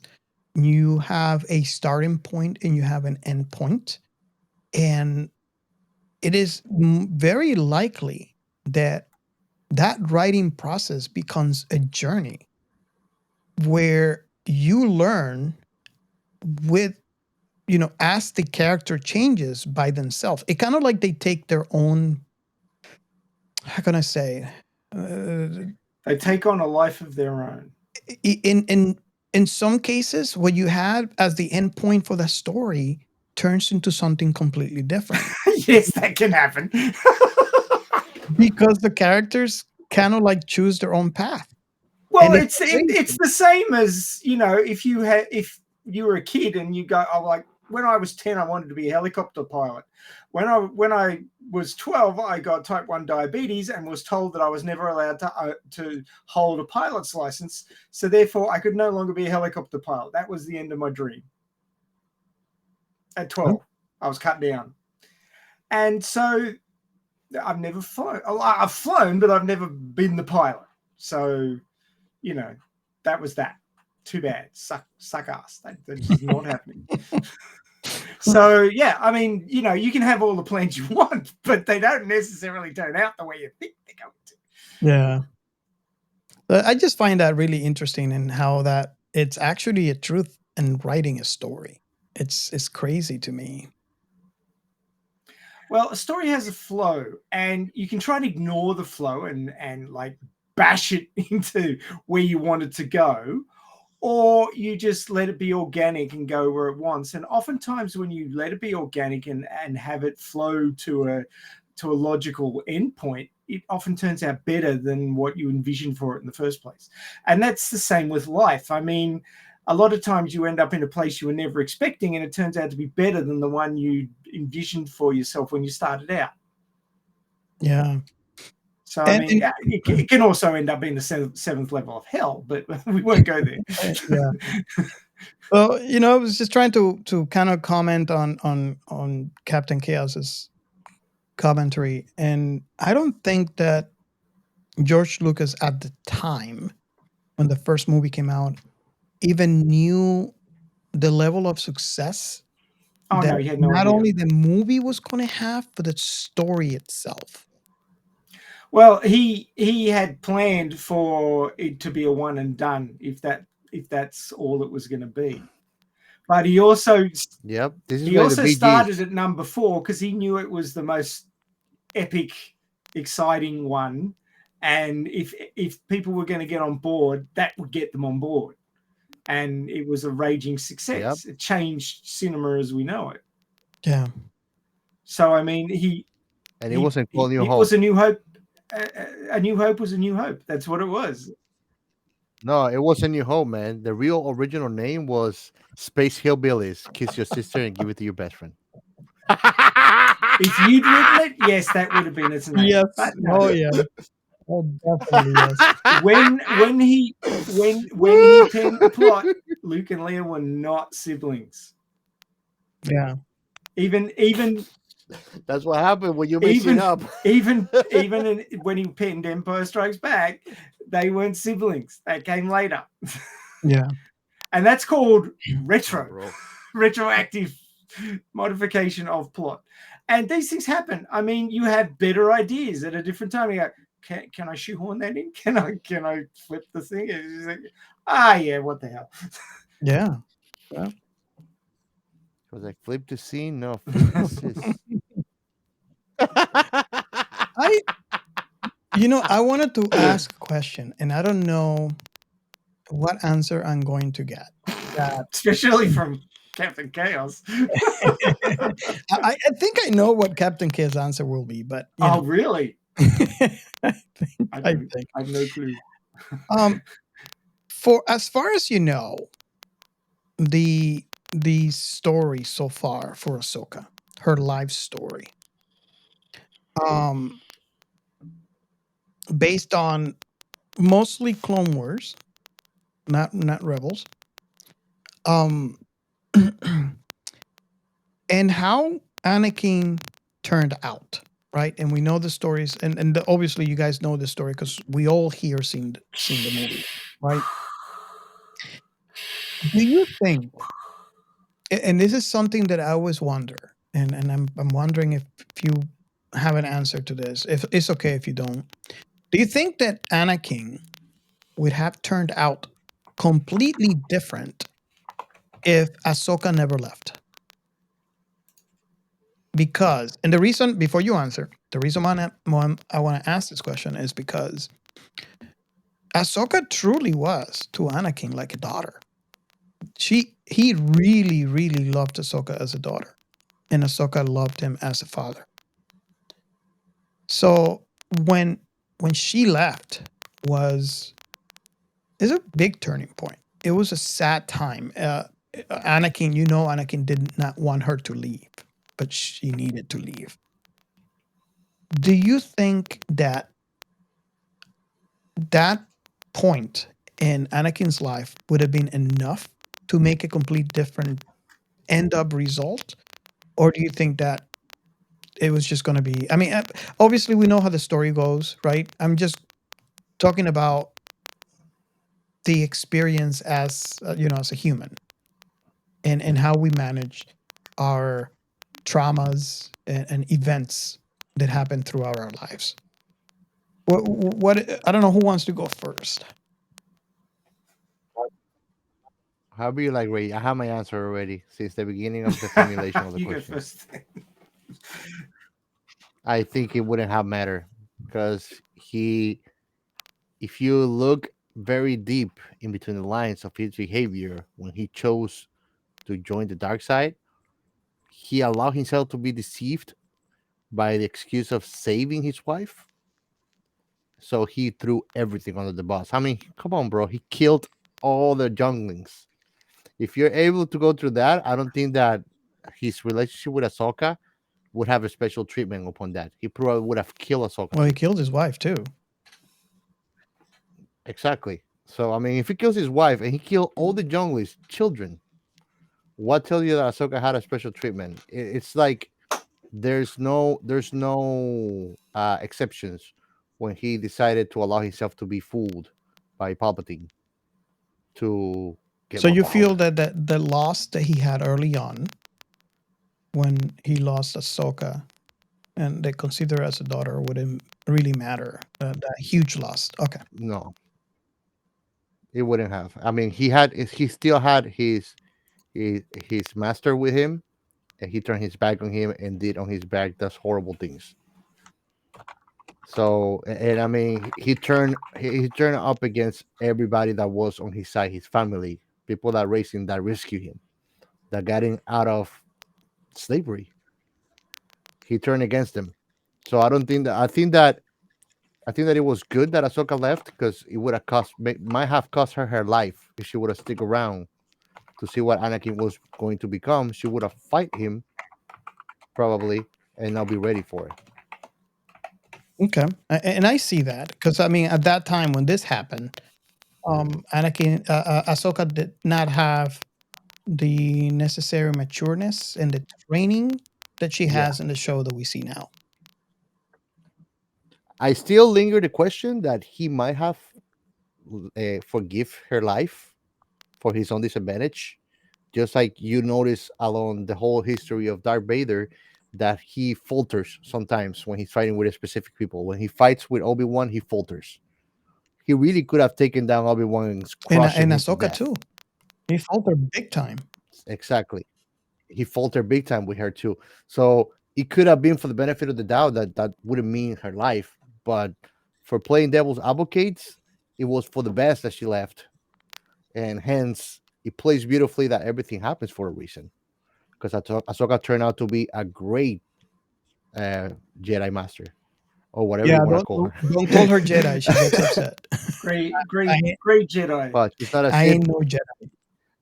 She's a great saber wielder. I'll still call her Jedi. She's an awesome. Yeah. She's a Jedi, bro. She's with the good guys. You're either with the good guys or the bad guys. If you're in between, you don't serve any, and she serves the good guys. Oh yeah, because the old order died. Yeah, but the new one's still good, and it's against the Empire. So yeah, she's Well, the good that's order. not what the Kuiper She's a says. Jedi. The Kuiper is white. So that means she doesn't care about the Sith. She doesn't care about the Jedi. What color are the lightsabers of the people that fight beside her? Are they red? I don't think so, right? Which one that fights with her?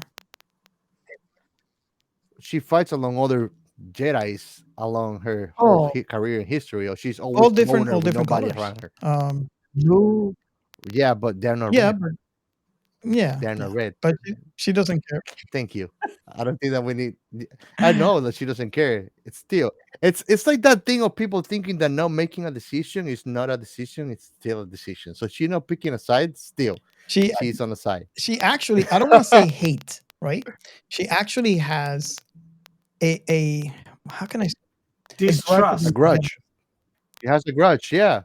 That doesn't stop her from being a Jedi, hate it or not, you know. And I mean, it's a good thing. She has a good. It means that she has a moral compass. There's nothing bad about her not wanting to identify as a Jedi, but still work with them and be one of them, even if she don't want to be called one. It's like Deadpool, you know. Oh, but she's not funny. It's like Deadpool. Deadpool doesn't beat the good guys. He fights against the bad guys, but he doesn't give a fuck about what the good guy says, you know? It's all about his moral compass. That was a good comparison. I definitely see that. I see that. Ray, do you have any thoughts now that our very own Captain Chaos did this chaos thing? Well, besides the ticker that I've added. Yeah, that's scary.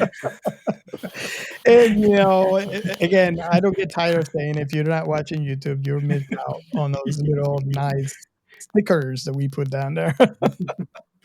ticker. Yeah, I mean, I've listened to both sides of the debate now, having heard both of you speak. and my feeling is that Palpatine tried to tried to isolate Anakin as much as possible, because if people have got other people they trust to fall back on and help them, you get the rebels. You don't get somebody who you can turn, because they've got other people with them. They're not as easily manipulatable. And I mean, people may not be aware, but the entire run of the Clone Wars happens between the second and third movies. Yes. So there's a lot of time that passes between the end of movie 2 and the start of movie 3. Lots of shit happens, but it doesn't look like it because the two movies came out within a couple of years of each other. So, and when you watch them in the box set, you go straight from movie 2 to movie 3. Mm-hmm. I don't know that anybody watches chronologically the Star Wars massive, except for Robert. Robert does. Robert's the exception that makes the rule. Robert. Everybody else tends to watch number 2 and then go on to watch number 3. But there are years that have gone past in between those two movies, and the entire run of Clone Wars has happened in between. So lots has gone on with Anakin, and everybody thinks, well, he was like all young and starry-eyed, Jedi Padawan to Master Obi-Wan at the end of 2, and suddenly he's this, teetering dick who's listening to a hidden Sith Lord in number 3. It's like, why? And whiny. And whiny. I don't like Sith. I'm not going to the beach. So so much has happened. You got to watch Rebels. I'm sorry, you got to watch Clone Wars. Now you're making me do it, Robert. You got to watch Clone Wars in between those 2 movies, and it's 7 seasons or something. It's not a little bit of stuff. It's a lot of stuff. Yeah. So so he goes through a lot. He deals with the whole taking on a Padawan and her walking away from him. That changes him, and it isolates him. And I think that if she hadn't walked away from him, she's very good at walking away from people. She did the same as Sabine. Yes. If Ahsoka hadn't walked away from him, he wouldn't have been so isolated, and therefore he probably wouldn't have so easily taken the easy path, because a lot of people act not for themselves or for their own best interest, but the best interest of those they love. Yeah. And if those they love have left them, then they don't have those people to act for, and therefore they will make poor choices because they don't have that impetus to do the right thing anymore. You have a really good point in what you just said, because I always wonder because that was a very traumatic experience for him. Like the person that he loves as a daughter left him. So now my wife is going to leave me. And I don't know. You see where I'm going with this mentally? He might have a whole slew of women's issues now.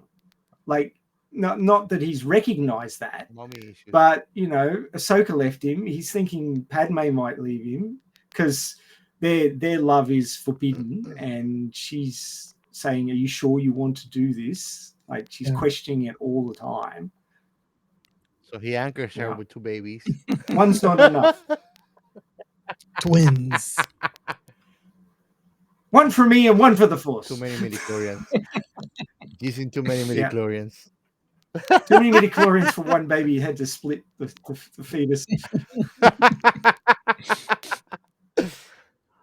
In simple words, Anakin is just a gullible master.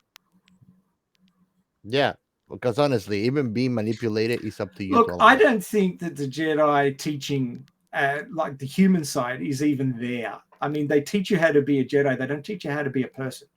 Yeah. Yep. You can just see the Jedi Council just a bunch of fuckwits, and that's why the Republic fell, because they were a bunch of fuckwits and they were easily manipulable because they don't grow up. Yeah. They don't learn responsibility as far as being a person is concerned. They learn how to be a Jedi and be these sorts of impartial judges upon the rest of society of the Republic, rather than learning how to be part of it. They keep themselves apart and think they're better. And that's where they fail.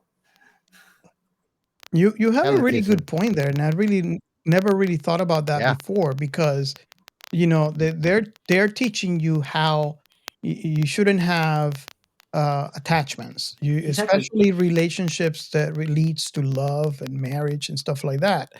But that's the human experience. That's the human condition. If you're a human, like that would, for all we know, that's good for Yoda, right? For all we know, that's good for all the other races are part of the Jedi Council. And I understand that. But for humans, we are what we are. We're social animals. Well, but I'll tell you, because I kind of understand too, if you look at it from a spiritual point of view, that's the main step for nirvana, enlightenment, is detachment. With attachments, that's the main path. Yogis, whatever you want to call it, you cannot reach that enlightenment if you have earthly or any kind of attachments to this life.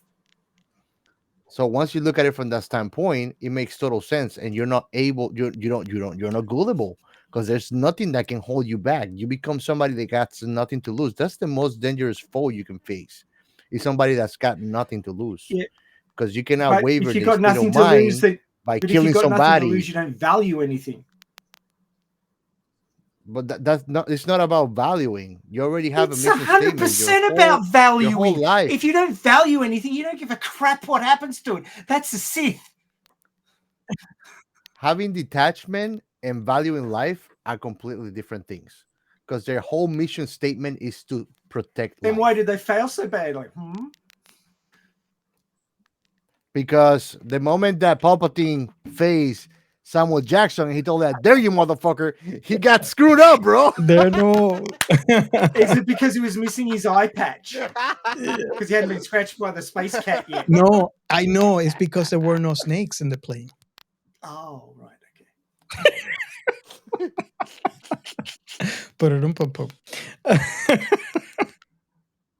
But yeah, that's my point of view of the detachment. It's not of not giving a shit about life, because you care about all life so much that it could be a hindrance that you don't even want to kill your own enemy, but you still going to defeat him, you know.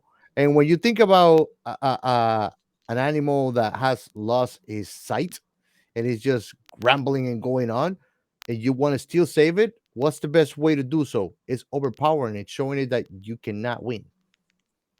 And most of the time in all redemptive stories, the villain, the bad guy, that's how he actually comes back to his senses. Is because he is unable to defeat his enemy, but he's not killed by it. I think I kind of see the point. Violence only breeds violence at the end of the day. The point that I see is to be able to do what the Jedi Council wants you to do as a human. Let me say that as a human, because I can't speak for the other members of the council. It goes against the human nature. So detachment has been observed in humanity by many other people that have gone into history. But it has come at a cost. It's not easy because, again, that's not human nature, right? We are, like Ray said, we are social animals. So if you choose the path of that, it's going to be a battle against the current, and it's going to be super hard because of that, because it's not human nature. I think there's a point to be said about how the Jedis should have been a little bit more inclusive. I think that would be the correct word, because they have members in the Jedi Council from multiple planets. So, what do you think? Well, yeah, I mean, it's hard enough to get humans to agree on shit, but when you've got different races, sentient races, it would be even harder. I mean, the UN is a madhouse. You try and do that with different races that have different experiences and different, utterly different cultures, and some of them even struggle to speak a language you can recognize, and you've got to have a droid to translate.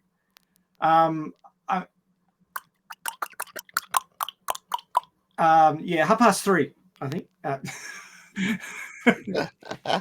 But yeah, I mean, it would be a huge struggle, and I can understand in some fashion why the Jedi were like they were, but it was very religious-esque, and yes, and I don't think it really worked. I mean, a lot of these things are set up. I mean, the Jedi Council have been there for 1,000 years or something like that, right? The Republic had not stayed stagnant in that 1,000 years. It had probably changed quite a bit, but the Jedi Council hadn't. The Jedi Council was an antique. The Jedi Council did not change with the times. It tried to stay the same for 1,000 years. Yep. And I think that was part of its failure, in that It didn't Agree. change with the times. Yep. You hit the nail on the head, man. You discovered the mystery. It was the lack of progressiveness. Exactly. Absolutely, I agree with that. That's probably was a downfall. They were not an adaptable. The Sith were group. the Sith were utterly probably- adaptable. They did whatever the fuck they needed to do to win. Yeah. Exactly, and I mean that's a great point that you made there, because that's the yeast, the nucleus of what war means. And when you're fighting war, if you want to be all altruistic and being on a high horse, you're not ever gonna win, because you're fighting an unfair fight. So I mean, that was a great point that escaped me, that actually pinpoints the exact reason why probably the order went down. Is, I mean, they were not fighting even a fair fight for starters. I think if they were inclusive, Absolutely. it would have been a complete different story.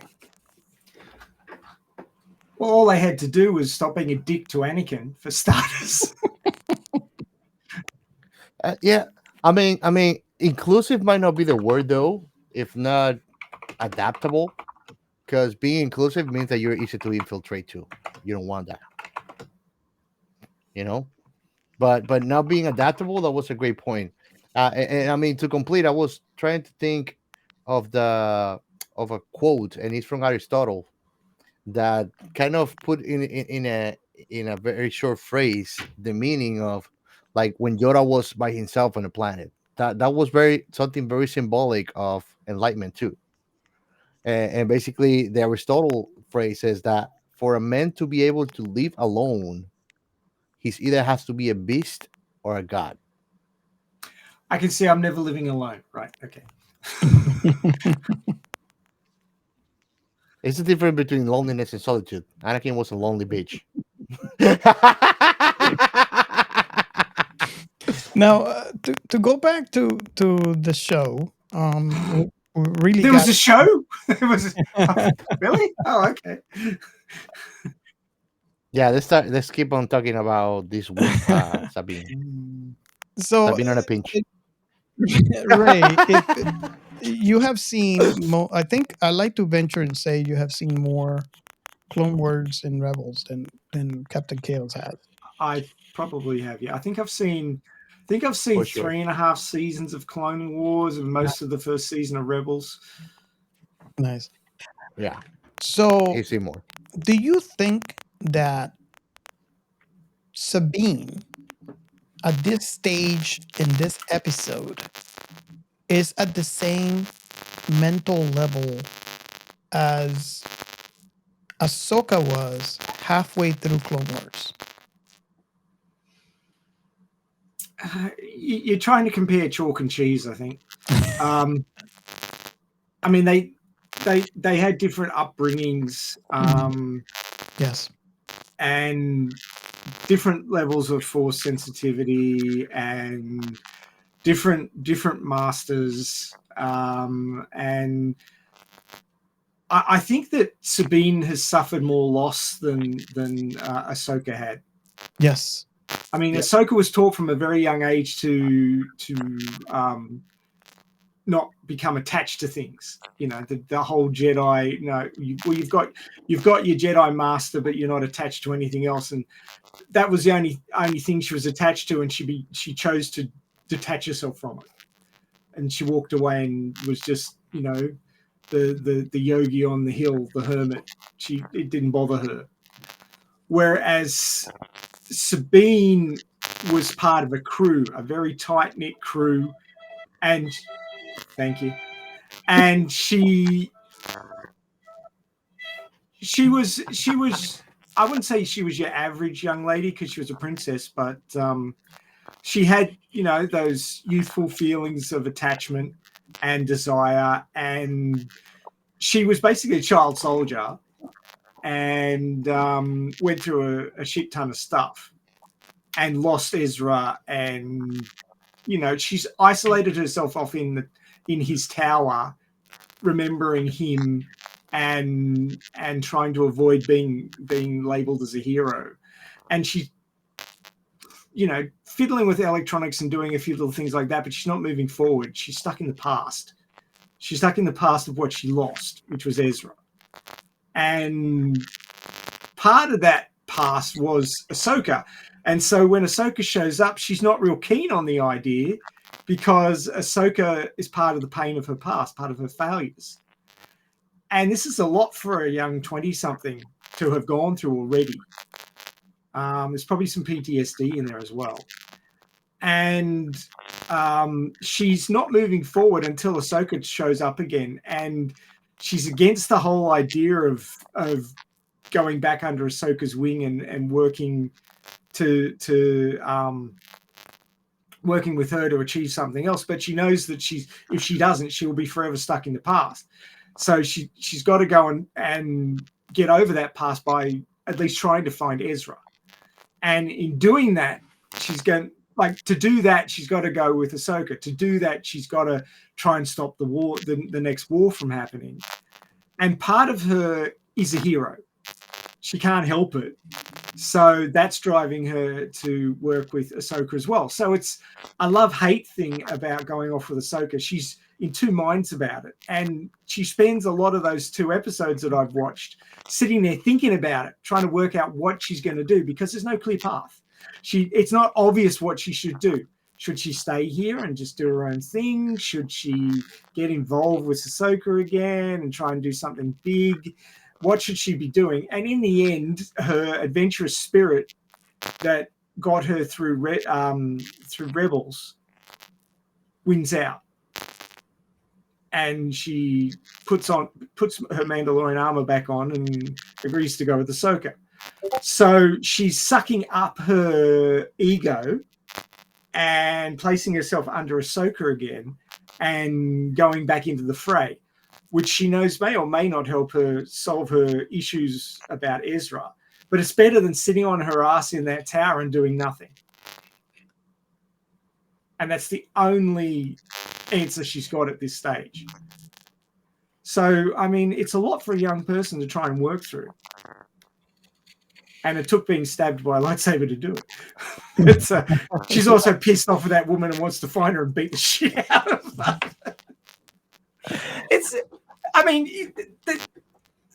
If you cut out all these significant looks and the standing there thinking about things and looking pensive out of these 2 episodes, probably cut it down to 1 episode. There was a lot of pregnant pauses and significant looks and all this sort of stuff because they are trying to work out what the fuck they're supposed to be doing. The Force is probably giving Ahsoka lots of hints and it's trying to give Sabine hints as well, but Sabine's not sensitive enough to pick up on them.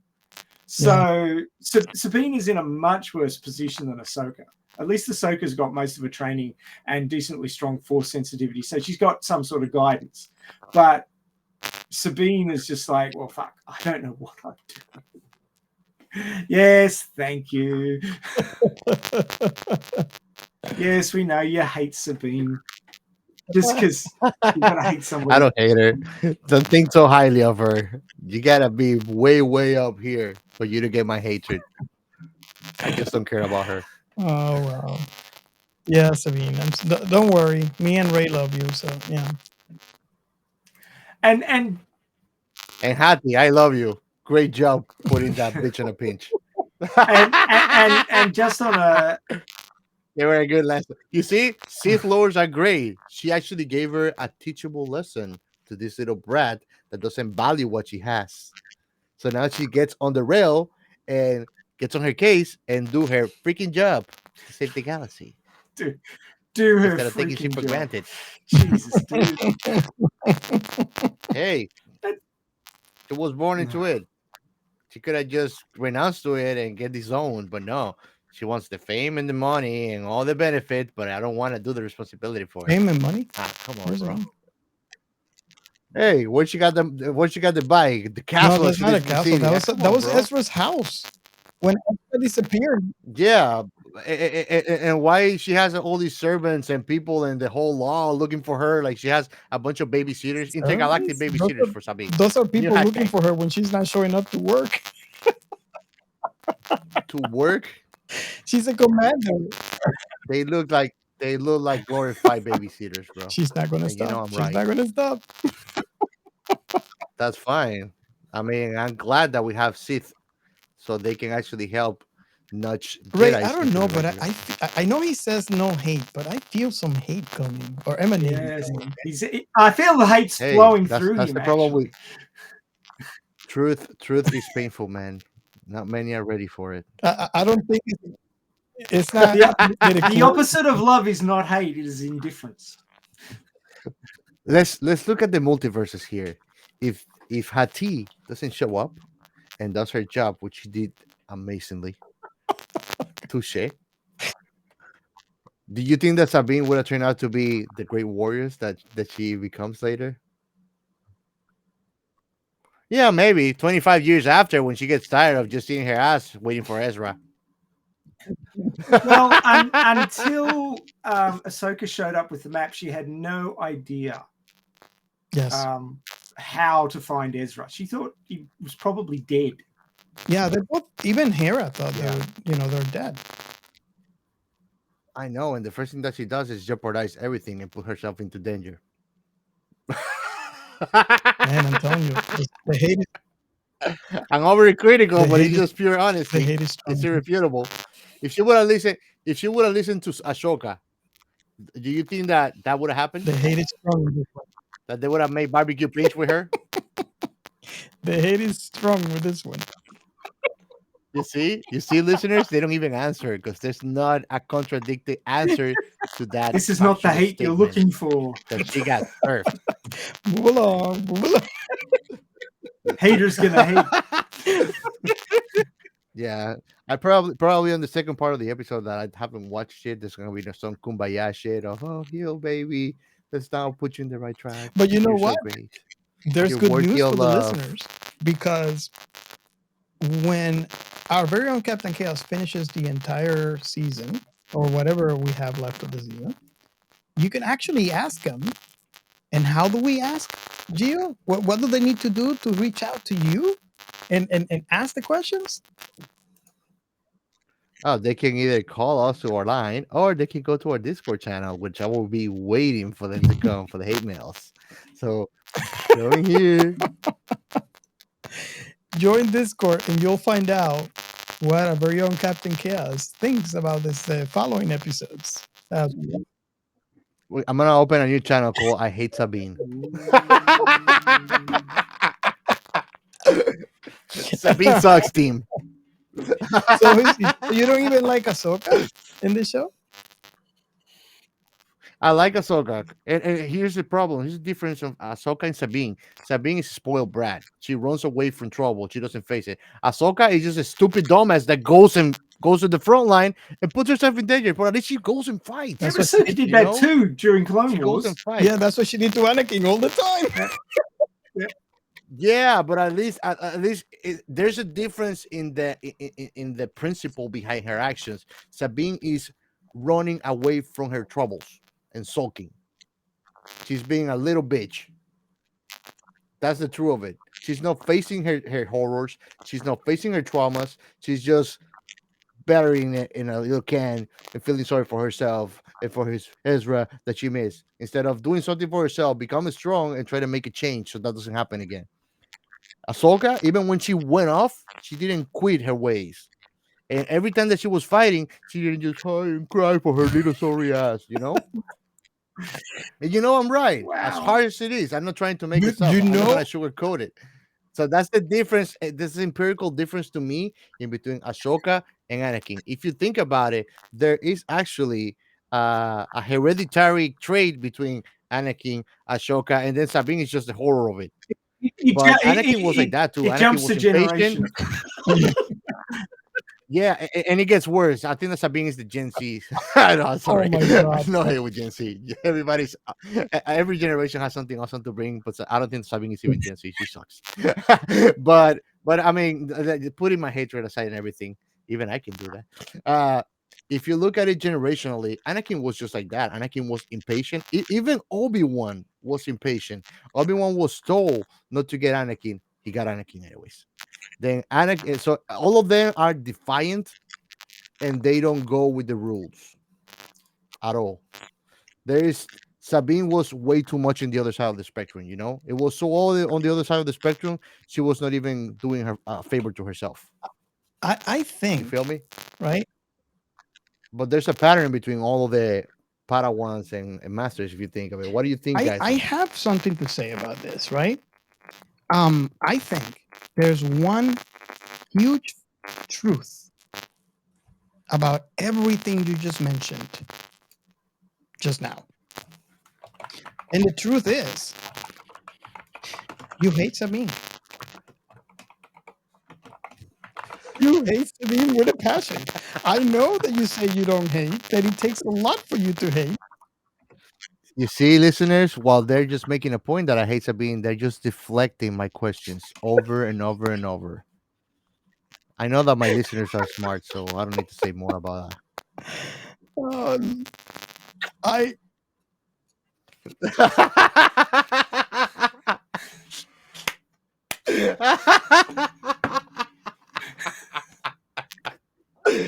Oh god. I just sent a private message that broke the chat. I'm Yep. sorry. And I'll tell you why Sabine doesn't have my hatred, because she's lucky that Innocence didn't die because of her neglectfulness. If not, I officially would have hated her. I just couldn't care for her. Like I think that I'm waiting for that redemption on her. I'm sure that is gonna happen, and maybe I'm gonna end up liking her. And I hope that nobody has to die unnecessarily along the way. Some young people understand the consequences of their actions and the bigger picture. And I don't think Sabine Some is other one of them. don't. I think Ahsoka is one of them, but I don't think Sabine is one of them. Yes. Sabine has had a sheltered upbringing because she was a princess, and therefore, well, Yep. sometimes princesses get involved with the running of the country early on and have an idea of the big picture, but I don't think Sabine did. So she doesn't understand the bigger picture. she did not It's want not that. that she's a bad No. person. It's just that she doesn't get all the consequences.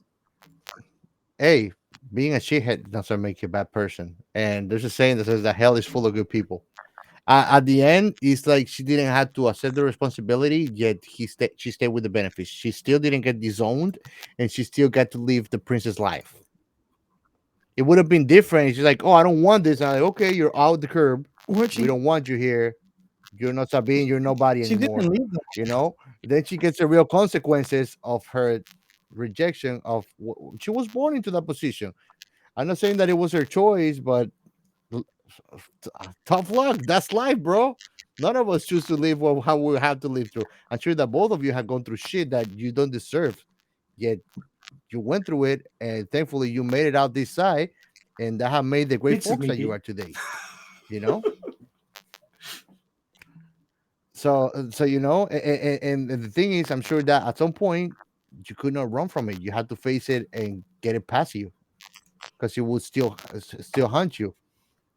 Sabine is a great telltale of not running away with your problems, so they don't catch up with you, and then you're not even ready to deal with them. Because that's what happens in the episode, really. When we put it on a serious note, is that she didn't want to deal with her problems. She didn't want to prepare herself. So when she was attacked, she was not really ready to deal with it. I think that the fact that she could not even fight the bots was like, oh shit, this kid is not ready for this. And Oh, she look, I struggled totally with agree that. with you. She wasn't ready for it. She knew she wasn't ready for it. You saw the way she lit her lightsaber and sort of inched forward in a manner that was so un-Jedi, like it was cringeworthy. Yeah, no, I mean her posture and everything, she was completely, utterly defensive all the time. Like, I mean, great acting for the girl that did Sabine. She did a fantastic acting on embodying how she was a brat, how she was not ready for for the moment of the truth. Like when she was wielding the lightsaber, you could see she was shitless scared, while the other one was like just Yep. toying with her. So I mean, it was a great acting, and I'm telling you, I've learned by watching some IPs that had. I mean, Sabine, she's not a villain, but you'll notice that villains that earn the hatred, like King Joffrey from the Game of Thrones, Everybody hated that little bastard. He's a great actor yeah. for achieving that.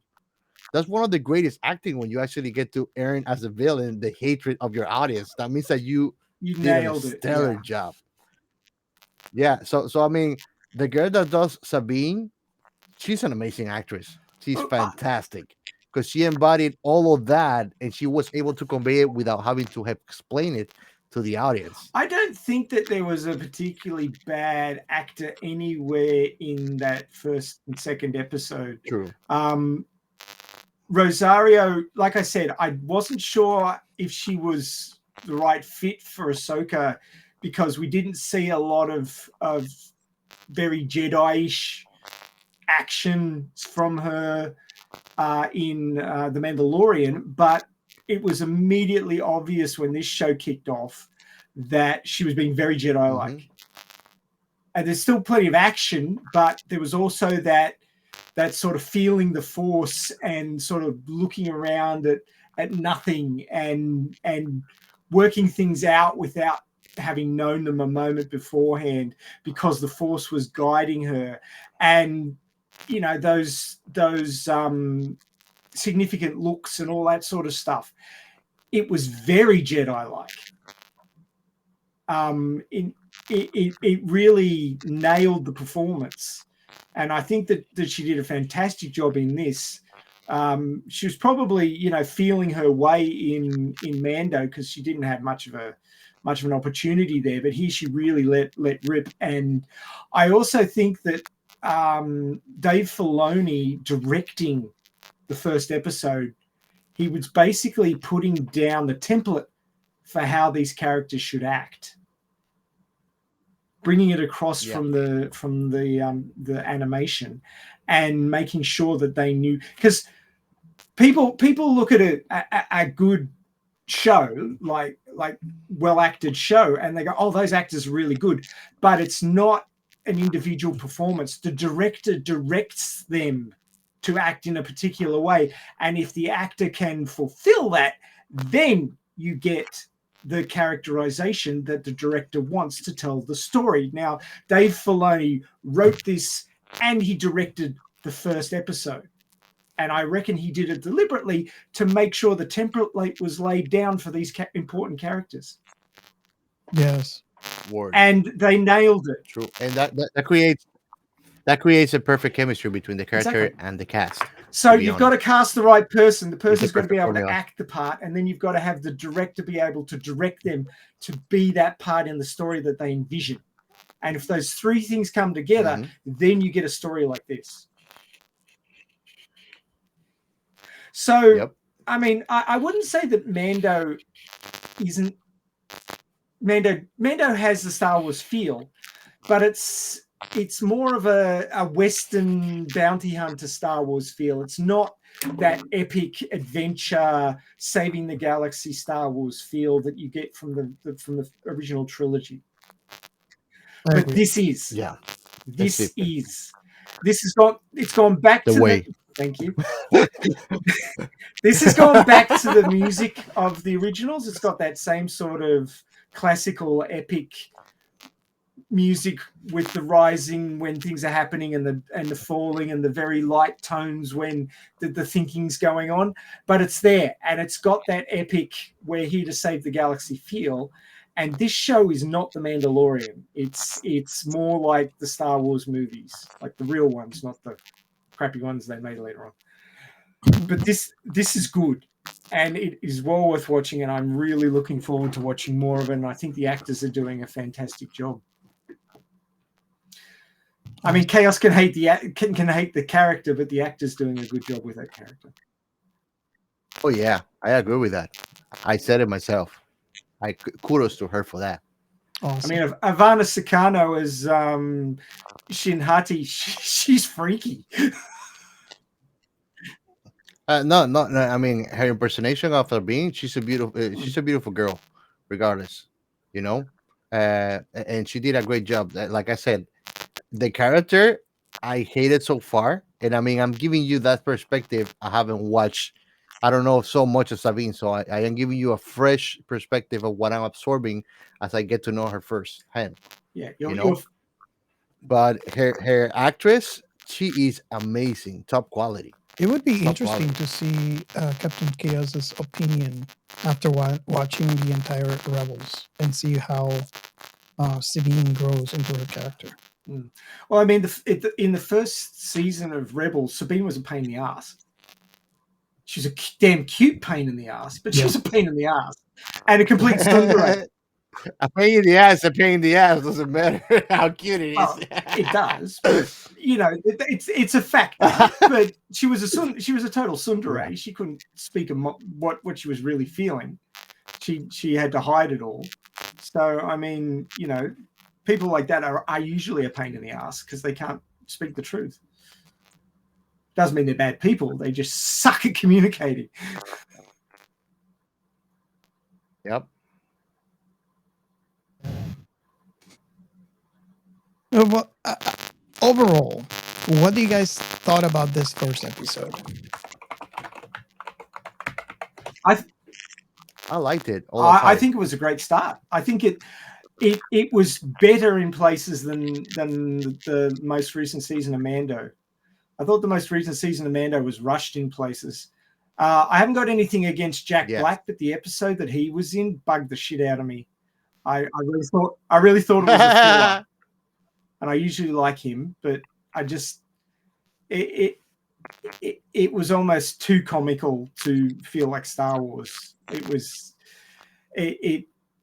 It just felt like filler, and I thought they could have done without it. Whereas this, I mean, I don't know if it was the music or the great characterization or the great directing, but this really felt like the beginning of something epic that had real gravitas. And I must admit that I've read the Thrawn trilogy, the ones that have been disowned as canon back in the 90s, and they were great. It was a great series of books. I highly recommend them if you can pick them up somewhere. Of course, it won't roll out the same way that this show will, because Thrawn wasn't as far away as another galaxy in that, and yeah, he's pretty fucking incredible in those books. He's like a real mastermind, and like he's not Sith at all. He's just a guy in charge who does his job. So he's no big bad guy. He's just on the wrong side. But yeah, and Luke and Leia are in that one, so you won't be seeing that. You won't be seeing them in this probably. But Thrawn as a character, I'm really looking forward to seeing him come out, because if they treat his characterization as they have treated the other characters here, then Thrawn will be a badass. So I'm looking forward to that. I really like how he was portrayed in Rebels. Haven't seen that far along, so I couldn't tell you. He was a total badass. Well, there you go. That's what I'm looking forward to. So I have to watch some more Rebels. Okay, so I guess we're ready for the last question for this show. And I guess I want to start with Gio, since he is the I want to call the newbie here, the Ahsoka Sabine newbie here. What is your last impression of the episode, since you only seen this part 1 episode? I definitely suggested, like, the thing that I love about all new IPs that are coming out from Star Wars, like little silos of different side stories, is that they are enjoyable on its own. And I mean, this one has a lot to offer. It end on a very ominous, heart wrenching note, like, oh shit, our main character that I hate so much actually got on a pinch. So it ain't on a note that looking at it as a product, it was masterfully done too, because it gets anybody hooked. And I mean, it has a lot to offer with the story. You got the key that Ahsoka found too. So there's a lot of elements that are just building up the story. So I mean, if you love Star Wars, I'm sure you're gonna enjoy a lot watching this. I'm certainly gonna continue watching it and probably have it finished in 1 or 2 days, to be honest. Cool. All right. I kind of made my my final thoughts a little earlier, but just to reiterate, the production quality here is movie level as far as the story, the music, and the acting goes. The the CGI these days, Lucasfilm always use top level CGI. So as long as they're not cheaping out or rushing anything, it will look great. And from what I understand, there's a lot of callbacks to parts of Rebels. So if you've watched Rebels, you'll really enjoy this. It's pretty much a continuation in live action. I found Hera's blue eyes with the green skin a little bit odd occasionally. When I was looking at her and she's sort of looking over her shoulder and looking back, wow, it was a little bit full on. But especially in the second episode, Hera comes into her own and does some awesome things. And there's a great scene with Chopper and Hera together again, chasing down or attempting to chase down a fleeing transport, which was great fun. So you'll see more of that Rebels action in this show as well. So I'm looking forward to more. I think it's going to be top flight, top level. There's been a lot of stuff going around, haters gonna hate, and Dave Filoni cultists saying that he's saving Star Wars and this show will save Star Wars and rah rah rah and so forth and so on. I don't know if I'd go that far, but I certainly think that it's going to be successful. I certainly think that it's going to be enjoyable, and I can't wait for more. Awesome. For me, I think I alluded to my final thoughts already as you guys listen to me talk in this episode. This is something that I've been waiting for a long time. I was scared, like most of us are, whenever they announced a live action of something that you like. And we have been burned in the past multiple times. And I can say that I am glad that this turned out the way that it did turn out, because not only is it something that I've been waiting for such a long time, and finally I get to have it, but it's also done well. And yeah, I can't wait for, so far there's only 4 episodes out. Can't wait to have the entire season and enjoy it. The only bad thing that I have to say about it is the episodes are short, and just like in Mando, we're not going to get that many episodes in the season. But I finally get to have what I always wanted to have, which is a good adaptation of a live action adaptation of that one thing that you love that was done a while in the past. So if you guys you can reach out to us and let us know what is your final thought on this episode or in the entire season. You can reach out to us in Discord and we can all join on. And you can tell our very own Captain Chaos why he should be a Sabine simp.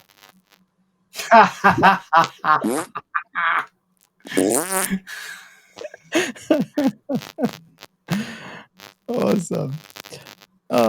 So should we move on to our last segment? Sure. Science and sci-fi. Okay. So what do you guys have something? I kind of I think that you're the only one that has Oh, but- science on this one, Robert, because you're gonna far I fetch don't it like and spice science it in up. my space fantasy. Sorry. Like I was saying in the pre-show, there's a scene where Ahsoka's ship's coming into dock with what is it? Not Slave One, something one, Home One. The command ship for the Rebel fleet. Well, not Rebel fleet anymore, is it? It's the New Republic fleet. And she's coming into land on there, and 3 X-Wings fly over the top, and they do that whole as the ships go over, and I'm like, nah. I'm expecting like Ahsoka to turn to her robot and go, "Will you stop making those noises?" Because that's the only way in here. Ships flying over in space. I think the movie Alien said it best when they say no one can hear Space you noodles. scream in space. Awesome.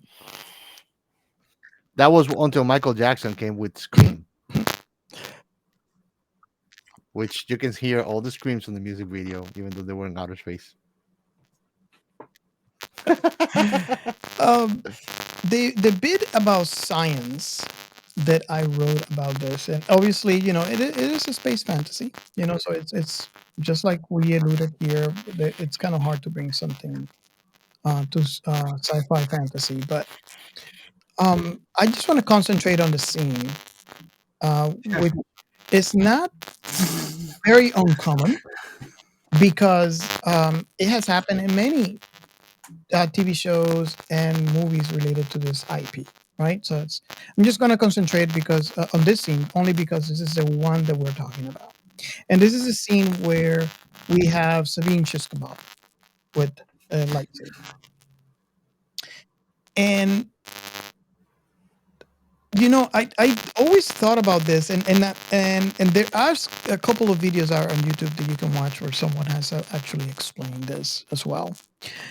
But if we could make a lightsaber, which again, this is another impossibility because of the nature of the weapon. If we can make a lightsaber to the caliber that we see in this film, we need a lot of energy to create something like that. Most people say maybe plasma would be a perfect solution to this. But if we talk about how it is on this series of films and TV shows and all that, let's I guess we can call it a laser, right? Because this would be the most. I mean, plasma doesn't behave in that manner, although it would be the only way that we can make something close to it as possible. So, if you could contain plasma within a magnetic field with that rigidity from a single point, nominally you'd need 2 points to create a field around it, and you'd have it flowing between the 2 points. But a lightsaber only has 1 point and then just stops for whatever hell reason. Exactly. So physically impossible with our current knowledge of physics and plasma and magnetic fields. But if you could do it, then it would be a plasma sword in a magnetic field. But the question is, could the plasma cause damage through the magnetic field? So yeah, exactly. The other question is, as it is explained in here, it would be a laser, right? But laser is actually even worse than a plasma. There's no physical.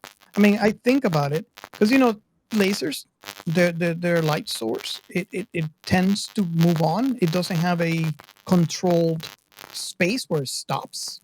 And anybody that has a laser knows you turn it on, and I mean you could point it up, which is illegal, by the way. And that's the reason why it's illegal. When you point it to the sky, it doesn't have an end; it just continues, right? So laser is even worse. Plasma is at least a little bit more realistic than a laser would be. So let's suspend disbelief. The amount of power that we would need for either a plasma or a laser, sword like this would be incredibly huge.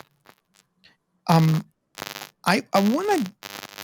Can I guess here, Ray? I don't know if this is going to sound ridiculous or not, but megajoules in megajoules. For some reason, I have 30 in mind.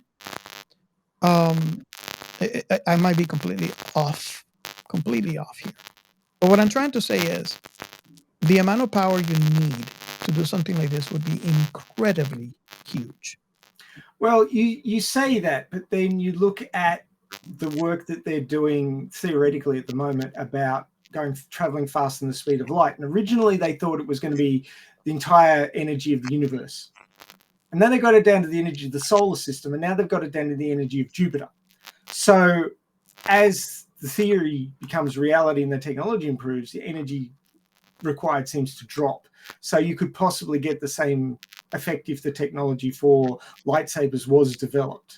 So at this point, you might imagine that it's a huge amount of energy.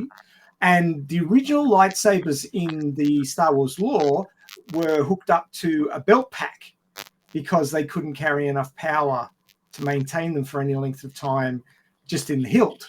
So they're actually a saber with a little curly wire to a big battery that you had to carry around on your hip. So it makes it very hard to jump around using the Force with this big belt pack with a big battery on it. And I mean, if you look at shows like Ghostbusters, they had particle accelerator battery packs on their backs. It was a whole backpack, and it was really heavy to create that energy effect. So I mean, the original form would require more energy, I think, than the more refined form later on, which is often how these things go.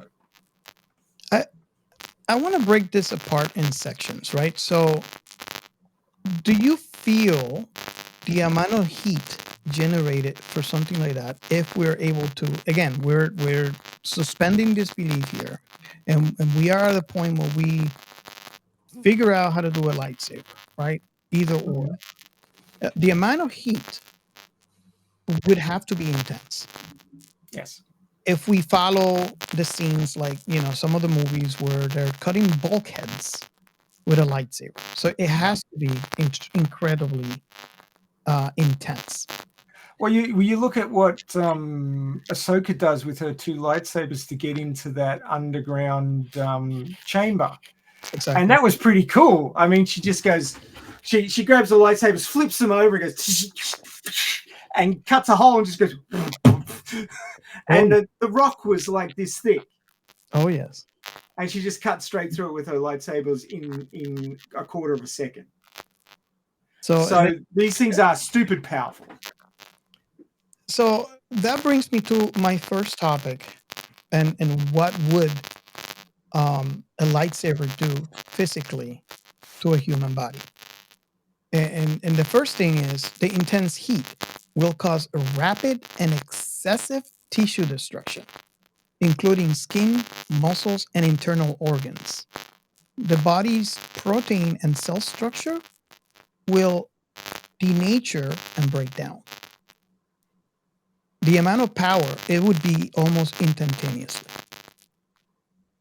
So, of course, with that brings, it's like a dull moment, like third-degree burns, right? Which is not only the heat resulting in the full thickness burn, and I don't know if people knew this or not, but where all the layers of the skin are destroyed. And I mean, we're just talking about the skin. The tissue is also another issue once it's penetration through the body. Now, the human body is around 60% water. And I kind of laugh sometimes at one of those diagrams where they show you the human body and there's a line kind of like across here.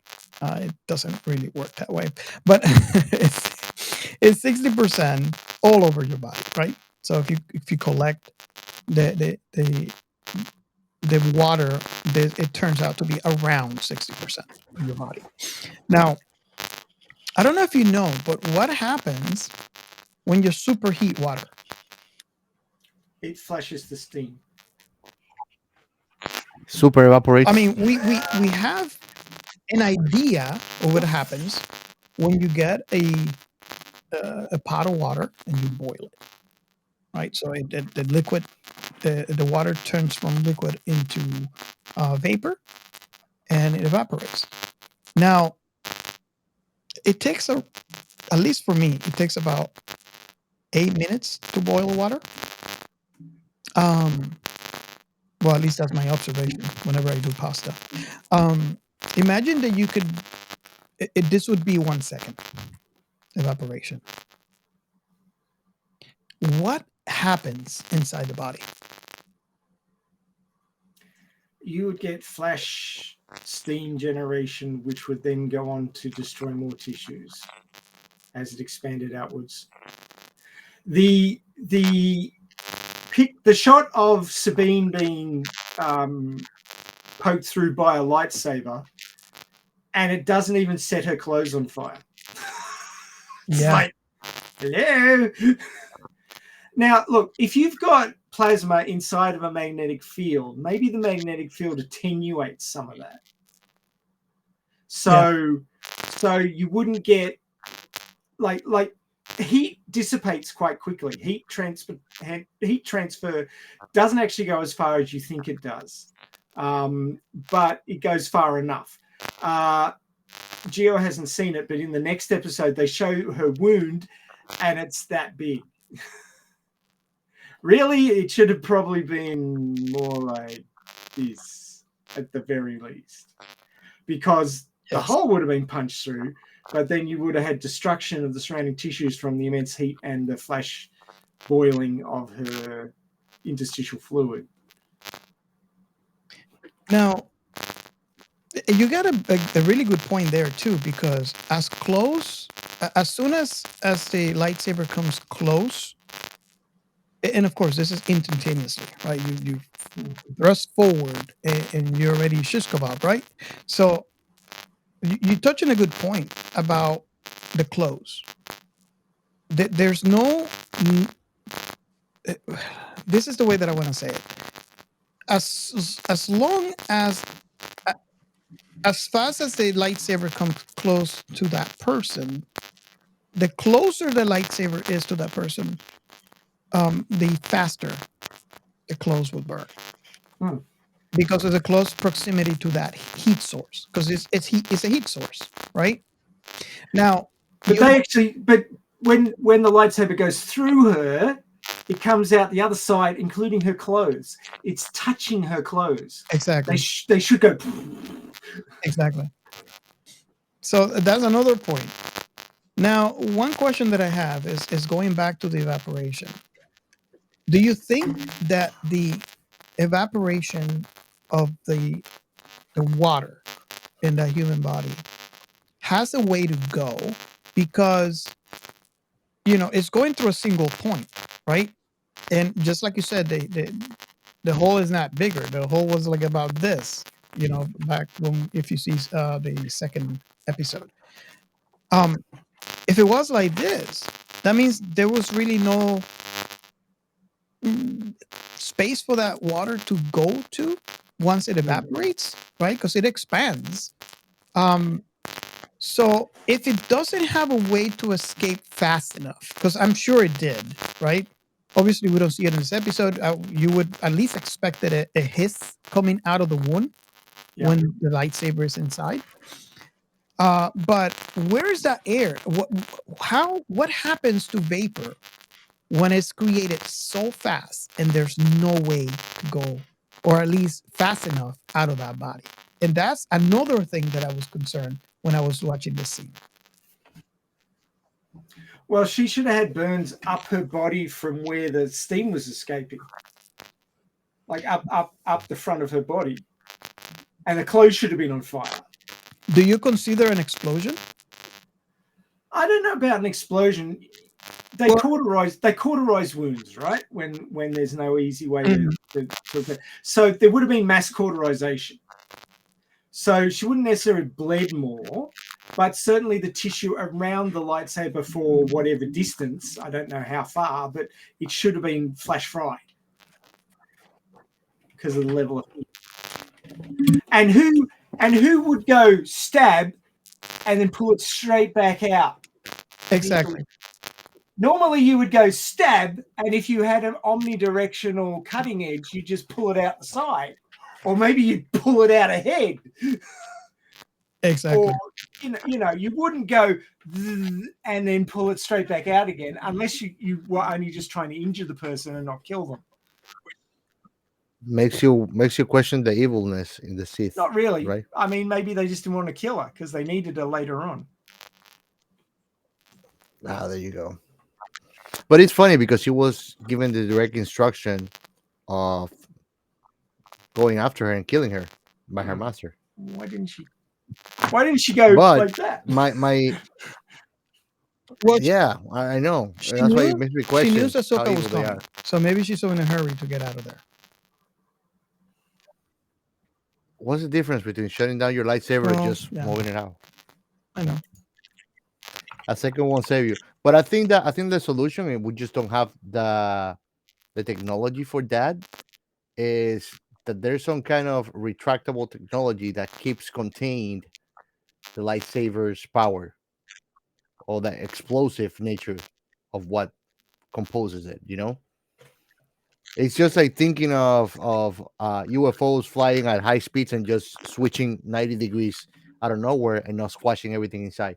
It's a technology that we don't know how it works. We just know the body will do with the technology we have to recreate Yeah, such and things. the reason why I brought that up and why I'm thinking about it every time I see a scene where there's a lightsaber, either death or injury, is in my mind for some reason I envision an explosive reaction of the body because of the steam of the water trying to escape the area and not having enough area to escape in. Um, Not necessarily an explosion like the entire body just goes into although it should go out into flames, unless there's some sort of force field like Ray is mentioning. But for some reason I always envision a worst scene. A little mangled. Uh, yeah. So I don't know. It's just that the steam is very powerful. I mean, steam engines, the power that they had back when they were invented and how it helped humanity. So whenever I see that, I just visualize, the steam. The steam has to cause a lot more damage than what is happening right now, and the intense heat should like instantly char the entire body. Uh, So that's the reason why I was searching for that, because it seems like we would have a complete different scene on all these Star Wars movies if it was closer to Yeah, we'd have an R rating too. exactly. Now, There you go, Ray. Robert is actually expressing his thirst for gore from Star my Wars. God. and of course, Ray could be right in saying this is actually a weapon for a more civilized society.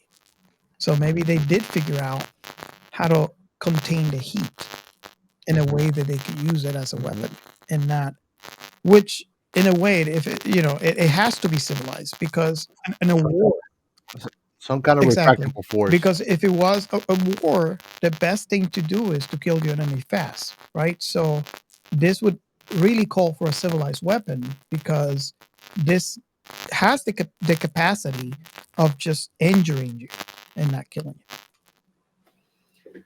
Well, yeah, it was supposed to be a weapon for a more civilized age. So, yeah. Civilized. Yeah. So much for civilized. No, I get the feeling that there's a magnetic field which is containing it, and the only time it really does the cutting thing is when you push it into an object, and that magnetic field is compressed, and more of the power can get out. Because otherwise, you light your lightsaber up and your hair catches on fire. No, your whole body catches on fire, and everybody in that room. And the handle melts. And your hand melts. Oh, that could have been a whole different movie then. I'll make a celebrity death match reanimation of that. You can see all these Jedi running around in fire retardant suits, with the little faceplate and all silver. Nice. Yep. See, my question is, if you're there having a lightsaber duel with somebody and you're really getting into it, why can't you just use the Force to switch their lightsaber off just as yours goes past? And then you just cut them in half before they can react. You know, they actually use that on Star Wars Vision. The Ronin really? Jedi does that to kill the Sith that he's Nice. fighting. He tricks her. He puts he has like several lightsabers. They do like katanas. He puts one in a Buddha statue, and when she goes and hit the Buddha statue, he just turns around behind it. So you mean there's and no just slaps her. credit for our very own mad scientist Ray here who figured it out? I think that question's been asked before, but I thought I'd pose it to you guys. I mean, you know, you've got these lightsabers which deflect each other, but they're horribly dangerous. You're swinging down, the other person's swinging up to block you, and you just go click, turn it off, and keep swinging. Yeah, get your head cut off or kill the other one. It's like, I'm going, but I'm taking you with me. Well, you don't die, you just turn off their lightsaber. But if you turn your lightsaber, even to turn it back on, the trajectory of the opposing blade is coming to you too. So it's like, we're going both. I'm going. I'm holding my Force finger down on the button so you can't turn it back on. Oh, nice. Okay. Anybody else wants to add to the science on this science fiction fantasy? No, there isn't any. Sorry. Awesome. I got to say those self-destruct mechanisms on those robots was pretty awesome. Oh yes, atomic level. Some sort of fuel air explosive that just kept going. Yeah. Oh wow, yeah, that was really impressive when I saw that scene. Okay, so I think this concludes this episode. I hope you guys enjoyed this episode as much as we did. It was a great show so far, and I only have I can't wait to watch more of this show. So if you guys reach out to us and let us know what you guys like about the show, what you don't like about the show. You kind of heard in this episode all kinds of opinions. Yes, you heard Captain Chaos hating Sabine, but he did enjoy the episode that we watched. It's a perfect storm, right? So we want to hear from you. So reach out to us and let us know what you think. If you agree with any of the points, if you feel that we maybe said something incorrectly, reach out. Let's have that conversation. And don't forget, if you are watching this on YouTube, that comes out a month after, we really need you to, if you like the show, like and subscribe and share the episode. We really, really appreciate any help that you can do in that way. And, also, if you want to see our very own Captain Chaos getting a new tattoo, then yeah, that would really help us out. Join us on Discord. That's basically where we sit. So if you want to talk about anything that we have discussed in this episode or previous episodes, you can reach out to us there, and we can talk about anything, including anything that you would like us to cover in the future. So thank you so much for being with us for this episode, and we really cannot wait to have you on future episodes. Thank you so much, and see you later. Bye. Next time.